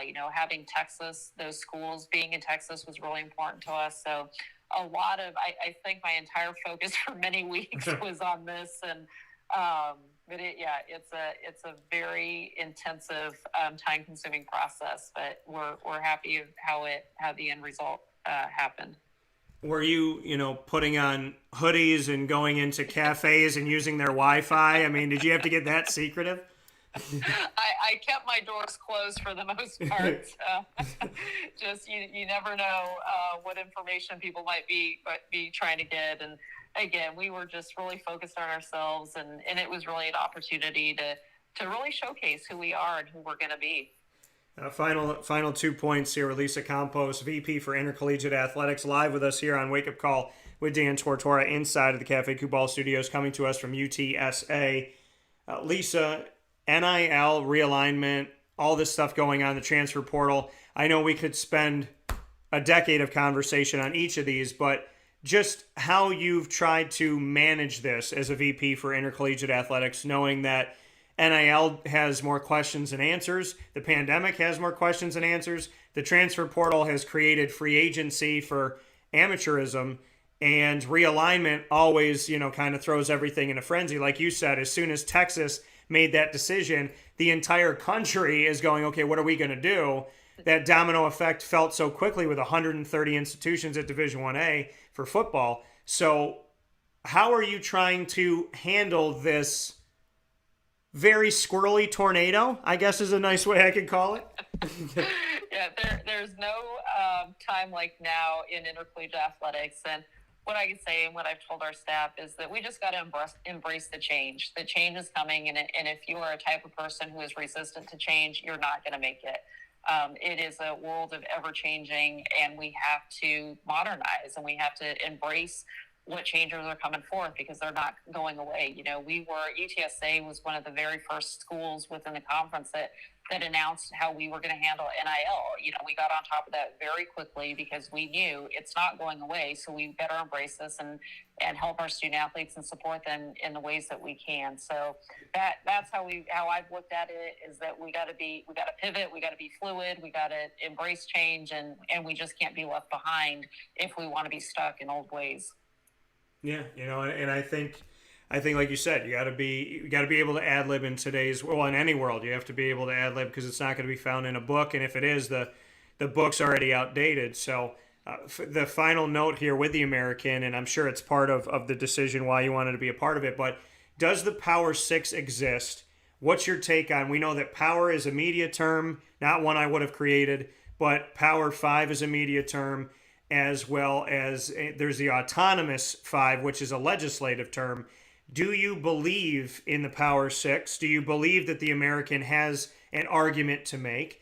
And are you going to push forward that either Power Six or Autonomous Six? Do you believe this conference is power? And do you believe this conference, could be a part of the autonomy group? Have they done enough to kind of resume build and improve their status in collegiate athletics? Yeah, what I would say is that the future is unknown, right? I'm not even sure we know what conferences are going to remain, and we've talked about a super conference, and so the future is really unknown. But what I will say is that obviously Mike and his leadership and the leadership of the board and the athletic directors have really positioned the American to be the top of what we say the G5, and he is going to continue to keep the pedal on the gas that this conference is going to continue to rise and to elevate and with the new members coming in. So I don't know what the future is going to look like, but I know that we're going to be under some great leadership and making sure that we don't let off and that we continue to elevate the conference. Coming from Lisa Campos here on Wake Up Call with Dan Tortora, VP for Intercollegiate Athletics at UTSA, Texas San Antonio, folks. Please get it right from here on out. Don't make me have to correct you again. So for the Roadrunners and for Lisa Campos, Lisa, I got to tell you this. On my birthday, first time I ever got to see you, albeit Zoom, and I was impressed then. And getting to spend a half an hour and some change with you here today, I'm even more impressed. And I would love the opportunity to continue to build the relationship between Wake Up Call and what I do here with UTSA, and even hopefully get myself down to San Antonio and get to see these grounds that you speak so highly of. But I'd love to have you back on the show and would love to continue to build the relationship, because I definitely have a growing respect for you, and I appreciate your time. Well, I appreciate it. I love being on. I look forward to continuing the relationship. And yes, you are welcome to San Antonio anytime. It's a beautiful city. It's incredible people here. So please come visit. And maybe we can play some tennis. So there you go. Take care, Lisa. I hope you have a good day. Thanks so much. Bye. See you. That coming from Lisa Campos here on Wake Up Call with Dan Tortora. Man, we got puns all over the place. We punning. So I am having some fun here on Wake Up Call with Dan Tortora, as we always do, where sports meets that thing called life. Lisa Campos, once again, VP of Intercollegiate Athletics at UTSA, the Roadrunners, Texas San Antonio. And I'm asking you to get it right because I need the College Football Playoff Committee to get it right, and I need the media to get it right, and I need the people around the country to understand that when you're speaking about someone, especially speaking about why you didn't include them in something, that bare minimum you could get it right. Like, hey, I didn't invite Cheryl to the party, but her name's Stacy. So, you know what I mean? So not only respect them, but respect them on top of that respect. You feel me? So with that being said, we'll take a step aside on Wake Up Call with Dan Tortora, where sports meets life. We'll be back right after this fast break. I'm feeling it today, folks. I'm always feeling it. We'll be back after this fast break inside the Cafe Kubal Studios. Lisa, once again, thank you. Absolute treasure to have on the show today. I appreciate it and look forward to having her back.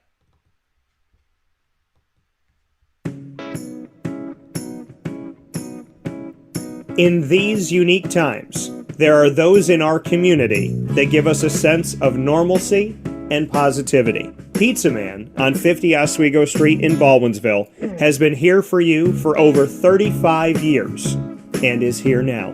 Call 315-638-1234 or order online at pizzamanbville.com to bring those familiar tastes into your home. And remember to come see our monthly on-site broadcasts centered around the community and our Baldwinsville beats. Pizza Man in Baldwinsville. Any way you slice it, they are always here for you.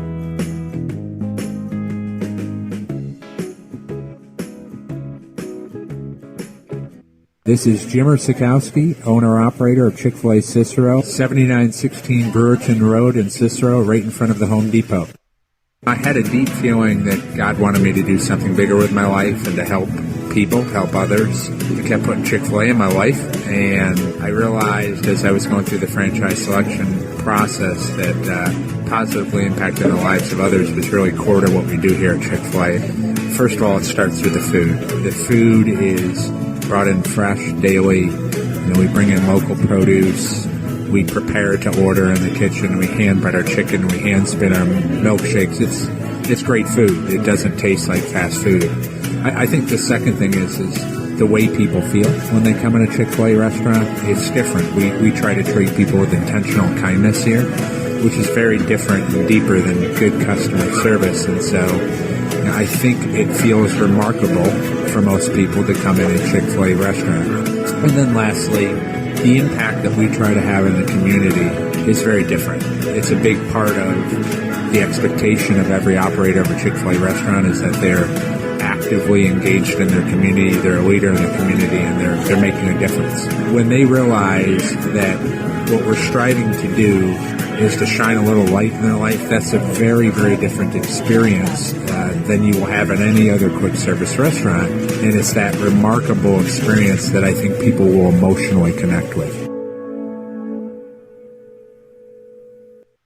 I'm George Townsend of Honda City with some good advice when buying a new car. The true cost of owning a new car is determined by the appraised value when you trade it. No vehicle appraises higher than a Honda. Next, look for low APRs and deep discounts. You also want low maintenance costs and great fuel economy. That's why my advice to you is to buy a new Honda. Looking pre-owned, visit our Honda Certified Used Car Center. Honda City, 7140 Henry Clay Boulevard, Liverpool, or HondaCity-CNY.com. It would be a pity if you don't shop at Honda City. Our corporate purpose at Chick-fil-A is to glorify God by being faithful stewards of all that's entrusted to us and to positively influence all those who come in contact with Chick-fil-A. And what became increasingly clear from our success in Cicero is that people love Chick-fil-A. And also I think we recognized that, we had a great opportunity to grow the brand and grow our platform. I felt incredibly grateful when I was selected to be a Chick-fil-A operator. I think what it's meant for me, what I've come to realize on a very deep level is that this is a calling for me. It's not a career. It's not a job. The Lord called me to be a Chick-fil-A operator and to use these restaurants to glorify Him and to positively influence other people. I'm blessed. I'm very blessed. Head to Chick-fil-A Clay on 3974 State Route 31 in Liverpool, New York.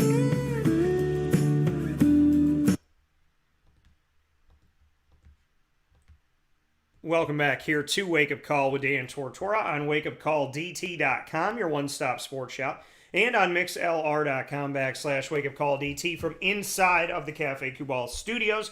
Cafe Kubal hanging out here with you in the beautiful central and upstate New York community at so many different locations where you can hang out, grab your coffee, have a good old time, get some work done, go on a date, bring mom, bring dad, bring your friends, do some homework. Did I say do some homework? I said get some work done. Well, either way. So make sure you head out to Cafe Kubal today, 3501 James Street, 401 South Salina Street, 208 North Townsend Street. Above that, where you will find Kubal Co-works, where you can rent out space for your business, which is imperative now with so many people being home. You can actually have some business space, somewhere to take your business to. And of course, there's meeting rooms, there's offices that you can obviously speak with Kubal Co-works about grabbing some of those offices, renting those out. And, of course, there's a podcasting headquarters upstairs. So all of that above the cafe. And you'll have coffee and tea and everything you need all throughout the day while you work. So it's a perfect marriage there at Kubal Co-works. And, of course, they're inside of Golisano's Children's Hospital in downtown Syracuse. And they are on the corner of Route 11 and Taft Road at their drive-through location that you could find in North Syracuse at Sweetheart Corners. And you can find them out at 343 Fayette Street, Manlius, at the giant behemoth of a building, that brown stripe building that welcomes you into Manlius where all the roads converge. So make sure you head out to Cafe Kubal today. We got about 15 minutes and had a good time here. Got some more stuff going on. Greg said, great, fun, and timely interview, DT. Go Roadrunners, UTSA. And here's the thing. Here's the great thing about God. Okay, here's the beauty about God. Is that I scheduled with UTSA to speak with Lisa Campos today. And it just so happens that they're in the media for being snubbed in the college football playoff, for Jeff Traylor's 10-year contract extension, and for the misspelling of their name and misrepresenting of it by calling it USTA. So it kind of just worked out. And I don't call those coincidences. I call them God incidences. I would have had Lisa on the show no matter what. But it was really cool to have her on the show where we could talk about some of this interesting stuff going on that's fully put UTSA in the spotlight. So I'm thankful to God for that. Very much so.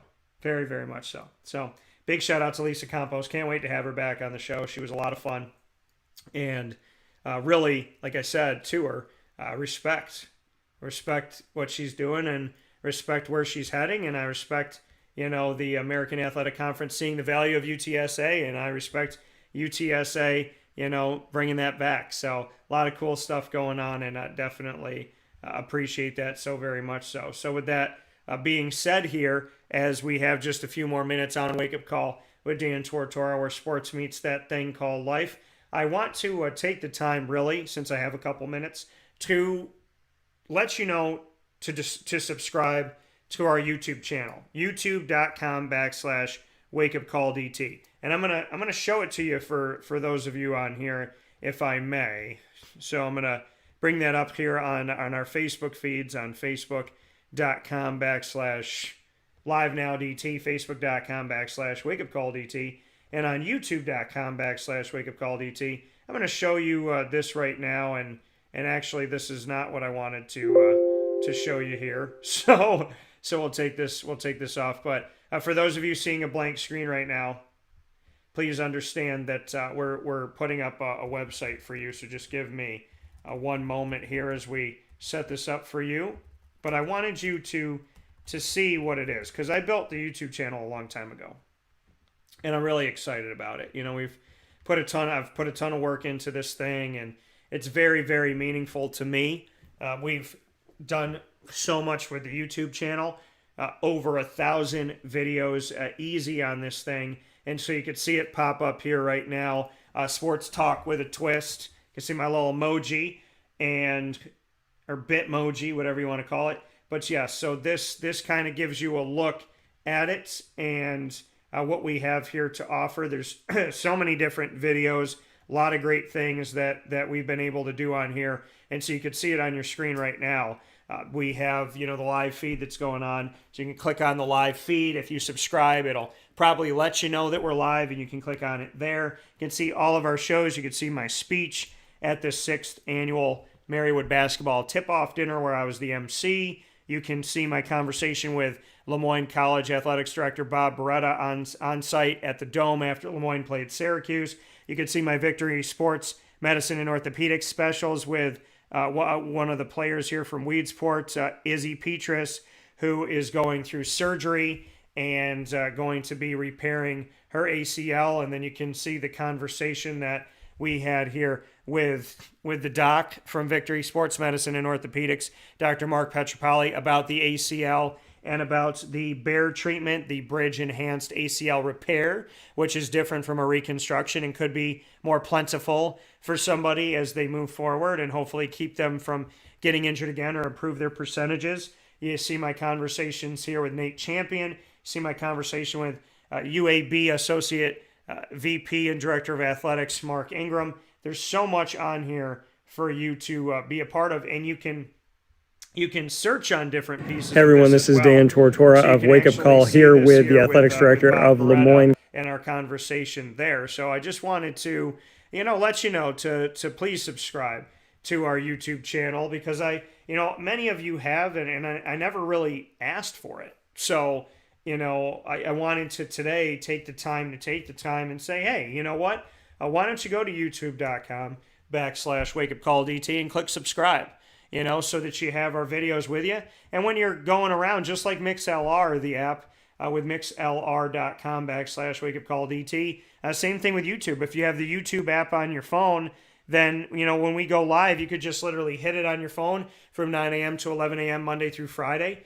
9 a.m. to 11 a.m. Eastern time, Monday through Friday. And I want to say Eastern time because I know we got some people from Texas and San Antonio watching and listening this morning.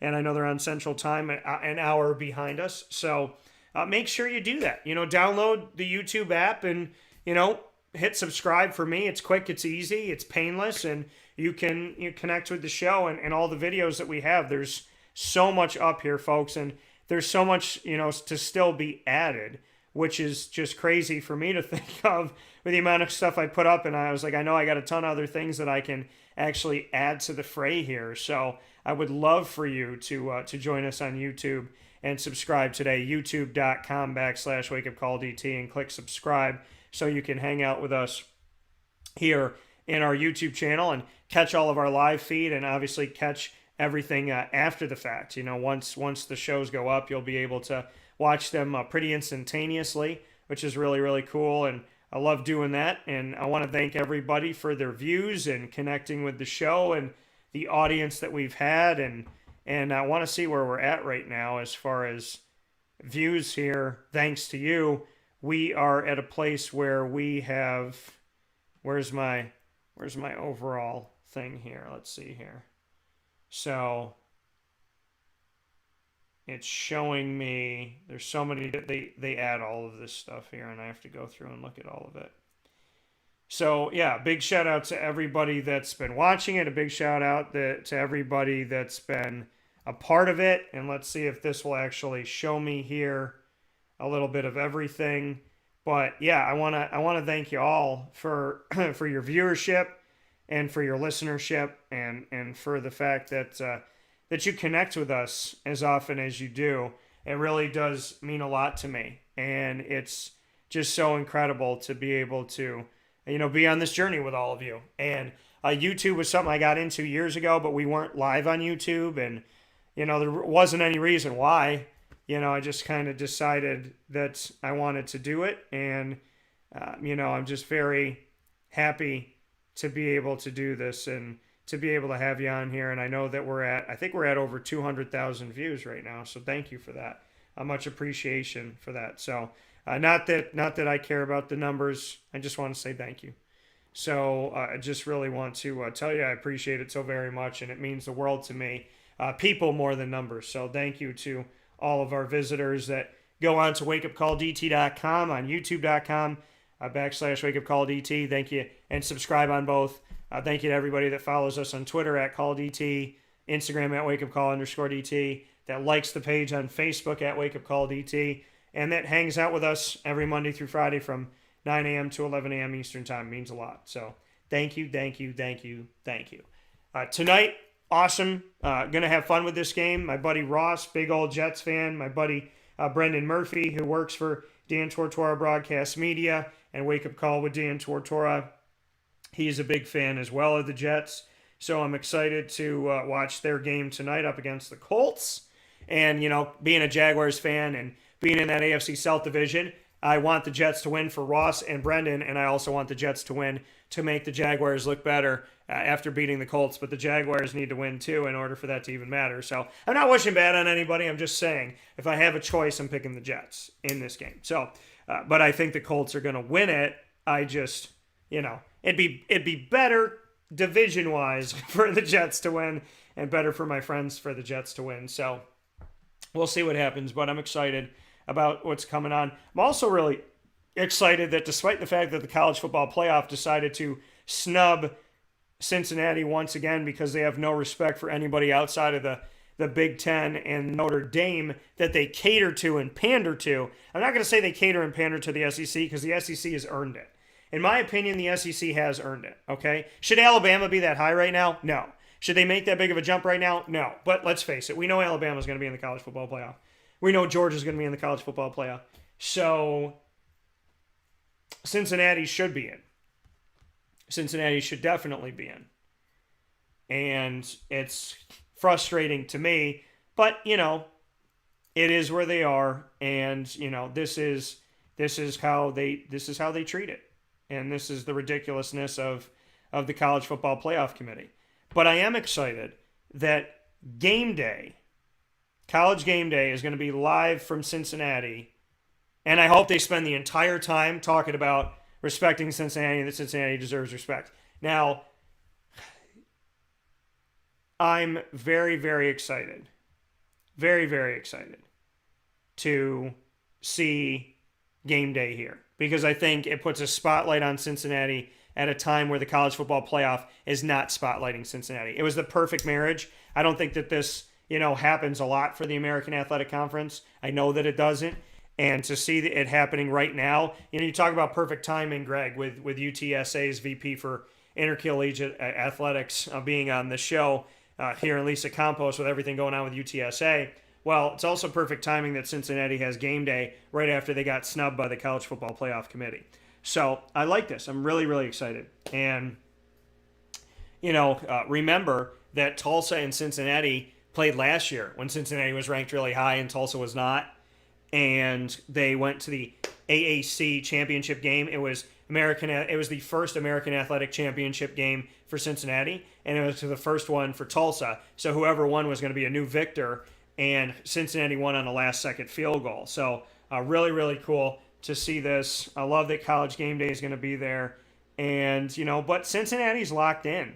They know that they're disrespected. They knew they were going to be disrespected before the season even. This is when you know that there's something wrong with the College Football Playoff Committee. When a team goes into the season already feeling disrespected. Before they played a game, they already knew. They already had a chip on their shoulder. They already understood that the odds were going to be stacked against them. That's when you know that things are unfair. When you can go into a season having played no games and you already know that things are going to be more difficult for you than somebody else. That's a definition of prejudice. When you know that something's going to be more difficult for you than somebody else before you even step outside. There is prejudice throughout college football. It's run rampant. And it's disgusting. And the sad thing about it is, does the College Football Playoff Committee not understand that Division I AA has players that are picked in like the first 2 picks of the NFL draft? Do they not understand that it doesn't matter where you come from, that Jerry Rice was from a D3 school, that the Abilene Christians of the world and Appalachian States and these teams and whatnot, and Akron's, that the NFL sees the value in them, but you don't. If a team is undefeated, they should bare minimum be ranked in your top 25. Bare minimum be ranked in your top 25. How does an undefeated team not get ranked in your top 25? How? And how do you put one-loss teams above Cincinnati? Oh, well, Dan, they played a tougher schedule. They played a tougher schedule? Look at the team that's right there with them. Who the hell has Michigan played? Who has Michigan State played? Really? Who has Michigan State played? Unranked. Oh, and then they beat Michigan, who was ranked way too high. Because, why? Because Michigan's got a built-in ranker. Ohio State's got a built-in. The whole Big Ten's got a built-in. If you're in the Big Ten, your shot of being ranked high is high. Your shot of being ranked at all is high. Because you have a built-in aid. The media balloons you and inflates you. The coaches poll inflates you. And the college football playoff inflates you. What about fairness?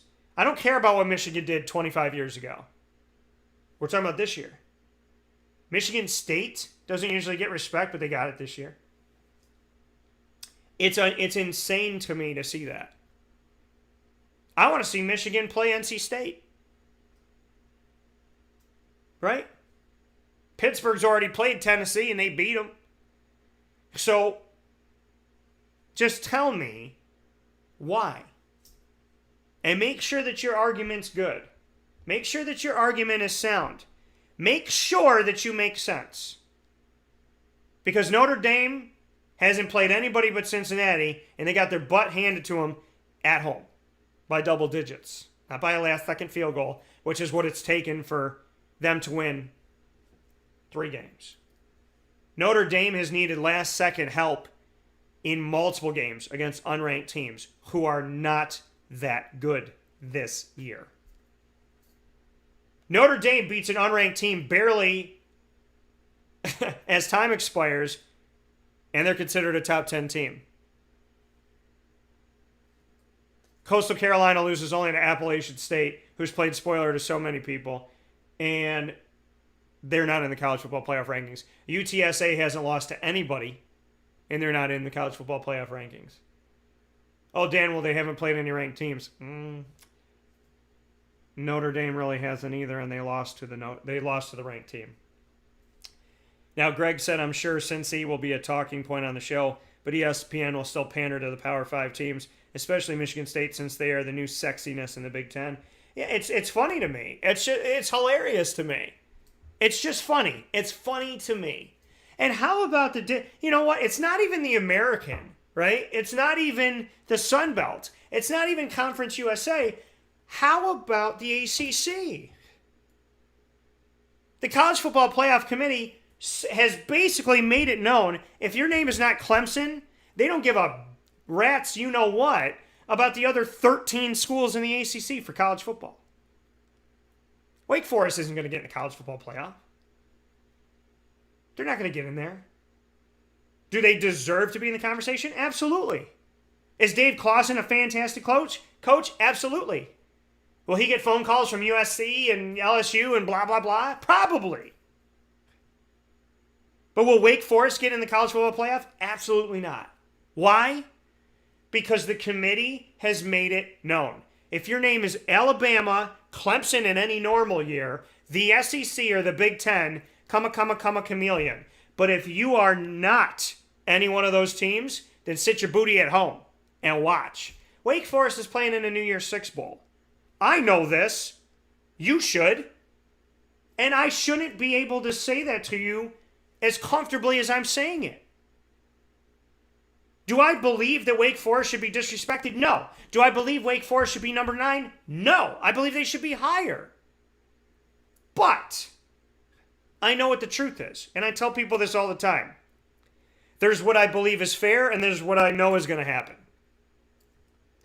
What is fair is Cincinnati is a top 4 team. What is fair is that Wake Forest should have a fighting chance. What will happen is the Big Ten's ego will get stroked from now until the cows come home. Oregon, and Greg, you brought up a good point. Oregon has a win at Ohio State, which has some pull, but a loss to Stanford and plays in an average Pac-12. Right. Is the Pac-12 a power conference?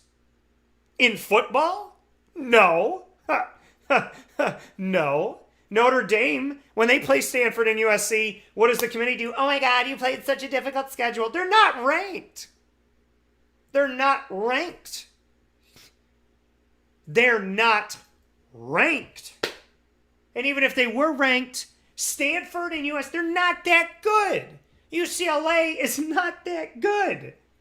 Oregon is okay. Washington went to the college football playoff and they got embarrassed by Alabama, and we knew it before the game happened. Well, Dan, it was Alabama. I wouldn't have picked Washington no matter who they played. What was it that year? Ohio State, Clemson, Washington, and Alabama. I would have picked everyone but Washington. And that's not a knock on Washington. That's me speaking on the Pac-12, the WAC-12. They're not that great at college football. UCF a couple years ago, Cincinnati last year and this year, they deserved it more than a Pac-12 team. They deserved it more than some of these schools. I mean, seriously, they changed the rules to let Ohio State in last year. And Notre Dame, what do they say to the American all the time? Your conference schedule isn't hard enough. Notre Dame doesn't play in a conference. I mean, let's just call a spade a spade. The committee does not respect anyone but the SEC, because they have to, the Big Ten, and Notre Dame. And I don't know how much Big Ten bread is coming in, but money talks in the SEC and money talks with Notre Dame. But we're not supposed to be talking about monies here, right? When Toronto won a championship in the NBA, that wasn't the best look, right? For the NBA, the only team that doesn't play in America, but they won. The Braves winning the World Series wasn't the best look for Major League Baseball, but they won. The Vegas Knights going to the Stanley Cup Finals in their inaugural season wasn't the best look for the NHL, but they did. The Tampa Bay Rays being a number 1 seed and going to the World Series in recent history ain't a good look, but they did. San Antonio was called one of the most boring teams in basketball, but they went to the finals all the time. Okay? Whether it sells TV or not, it shouldn't be about that. If you want to make a TV show, then make a sitcom. Go on CBS and make a drama. Go make your own Netflix special, College Football Playoff Committee, called We Don't Know What We're Talking About. But in sports, it's not a TV show. Well, what about the rankings? What about the ratings? It's not about the ratings. Listen, y'all are talking about, am I going to be richer than my rich? You're already rich. You don't need the ratings. You don't need the game to sell tickets. You don't need that because you already make this, right? The NCAA is a non-for-profit that makes billions of dollars a year. Mark Emmert makes over, what does he make, $3 million right now? And his close staff makes at least $1 million, and the staff under that makes $500,000? I'd love to make $1 million and say I got no control over college football. That I have no jurisdiction over the thing that I have jurisdiction over. Give me that bread. I'll take it. I'll take it. If you want it to be about the ratings, make a TV show. If you want to play sports, let the best teams play. Let the best teams play. Let the best teams play. Because in the NFL, if Cincinnati was 8-0 right now, they're going to the playoffs and they get to host a playoff game. And they're in the top 4 seeds.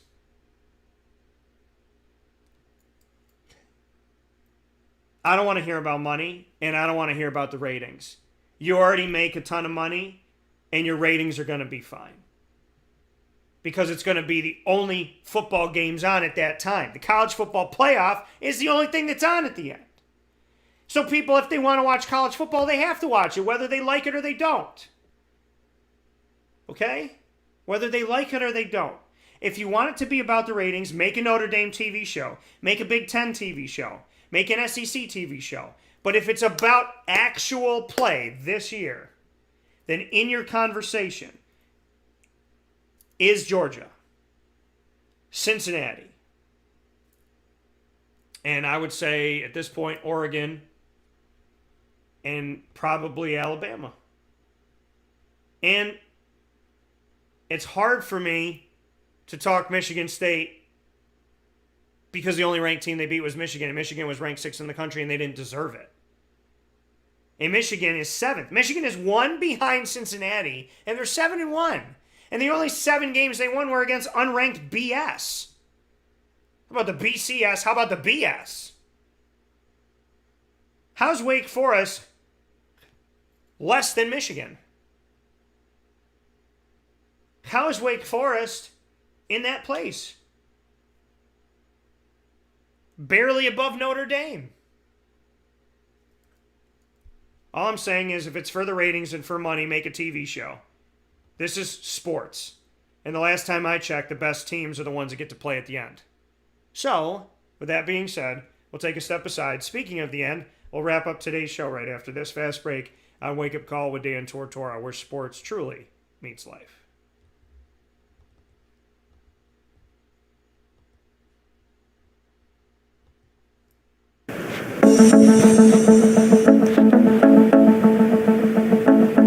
Avicoli's, located on the corner of Route 57 and Wetzel Road in Liverpool, New York, has been your trusted neighbor for decades. Located just steps from Liverpool High School, we're happy to have the Liverpool Warriors on-site, on-location broadcast at Avicoli's through Wake Up Call with Dan Tortora every single month, featuring student athletes, coaches, and administration throughout the year from Liverpool High School. Head out to Avicoli's today on the corner of Route 57 and Wetzel Road in Liverpool, New York, open Tuesday through Sunday for lunch, dinner, and drinks. We'd love to see you out there. And of course, you can call them at 315-622-5100 for takeout, delivery, and catering. That's 315-622-5100. And also find them on myavicoli's.com. That's myaviccollis.com.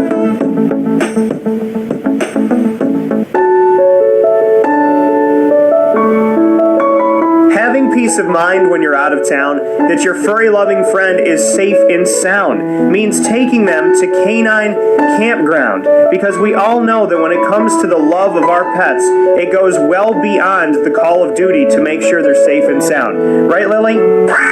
So take a ride to 242 Johnson Street in East Syracuse, New York, and see Canine Campground and where your dog will be staying. In the classic cabin, the executive cabin, the grand cabin, or of course the luxury cabin, because if you know Lily, you know she loves luxury. Now you don't have to wait to the last minute to find a family member or a friend that'll take your dog for a few days. Call Canine Campground at 315-299-4013. That's 315-299-4013. Their drop-off and pickup times are Monday through Sunday. Check K9campground.com for more information. That's the letter K, the number 9, and campground spelled with a K.com. K9campground.com. When you're going out of town, bring your dog to Canine Campground.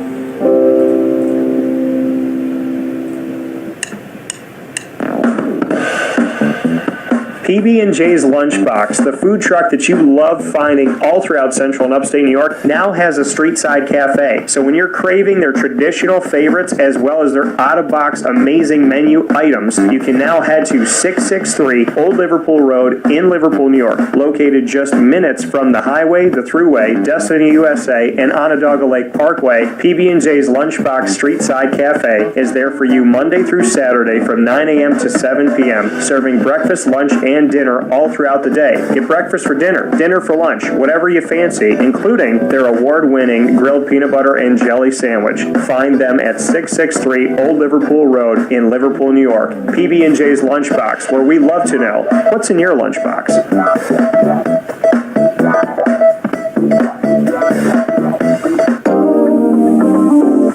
As a patient, what do we want? To be cared for, to be listened to, and to have someone walk us through the process on our path to victory. Victory Sports Medicine and Orthopedics does all of those things beautifully, with Dr. Mark Petropoli leading the team on 791 West Genesee Street in Skaneateles, New York, located minutes from beautiful Skaneateles Lake. Whatever your injury may be, from head to toe, preventative care, rehab, physical therapy, laser therapy, and surgery are all available at Victory Sports Medicine and Orthopedics, where they care about us, they listen to us, and they understand that everyone's path to victory is a little bit different. Let them help you on yours by calling 315-685-7544 to make your appointment today. That's 315-685-7544. And find out more information at victorysportsmedicine.com.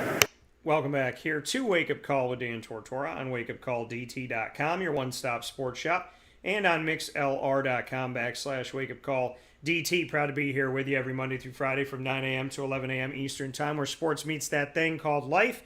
And, of course, you're here with us on Facebook.com/WakeUpCallDT, Facebook.com/LiveNowDT, and on the YouTube.com/WakeUpCallDT. Make sure you subscribe to YouTube.com/WakeUpCallDT, and make sure you like us on Facebook at WakeUpCallDT, Twitter, follow us at CallDT, and Instagram, follow us at WakeUpCall_DT. Want to thank all my tremendous guests this week that I mentioned earlier in the broadcast, and I want to give a special thanks to Papa Joe today in his normal place every Thursday from 9 a.m. to 10 a.m. Eastern Time, and a big thanks to the first time ever for having Lisa Campos here on Wake Up Call with Dan Tortora, the VP for Intercollegiate Athletics at UTSA, the University of Texas, San Antonio, for the Roadrunners who are joining the American Athletic Conference. Big thank you. So, a lot of great stuff coming up on Friday. You know our trio of segments that come up every single Friday. The Annoying Moment of the Week,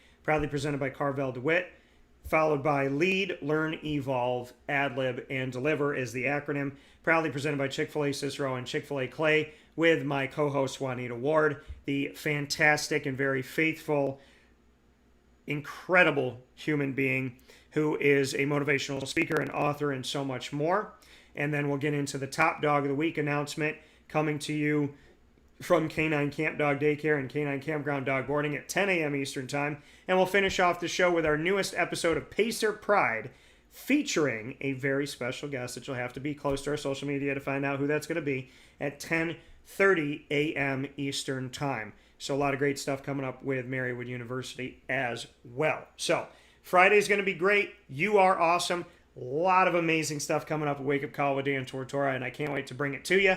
Once the shows go live, you can check us out at Stitcher, Spotify, TuneIn, YouTube, iTunes, and Apple Podcasts, MixLR, iHeartRadio, Podbean, and more by searching Wake Up Call with Dan Tortora, or one word, Wake Up Call DT. And a special thanks to all of our Central and Upstate New York partners, Cafe Kubal, Carvel DeWitt, the Wildcat Sports Pub, Progressive Dental, Mon Pa's Kettle Corn and Popcorn Factory, Avicoli's Canine Camp Dog Daycare, Chick-fil-A Cicero and Chick-fil-A Clay, Canine Campground Dog Boarding, the Millhouse Market, Lemoyne Dolphins, Pizza Man, Honda City of Liverpool, PB&J's Lunchbox, Victory Sports Medicine and Orthopedics, and Mother's Cupboard. Check out our Halloween special, our festive, I should call it the fall special, our pumpkin pancake special. Check us out and see who won our most recent food challenge at Mother's Cupboard. And make sure you go out there to 3709 James Street in Syracuse, New York. And also, Wake Up Call with Dan Tortora, as you know, is a proud multimedia marketing partner of Lemoyne College with the Dolphins.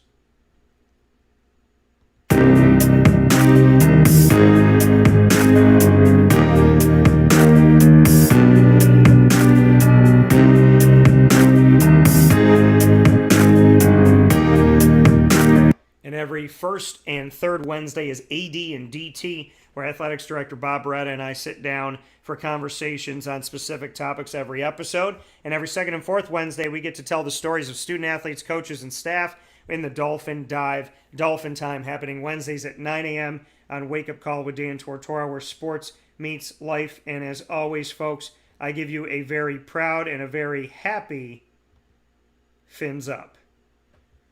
Wake Up Call with Dan Tortora and Dan Tortora Broadcast Media are the proud multimedia marketing partner as well of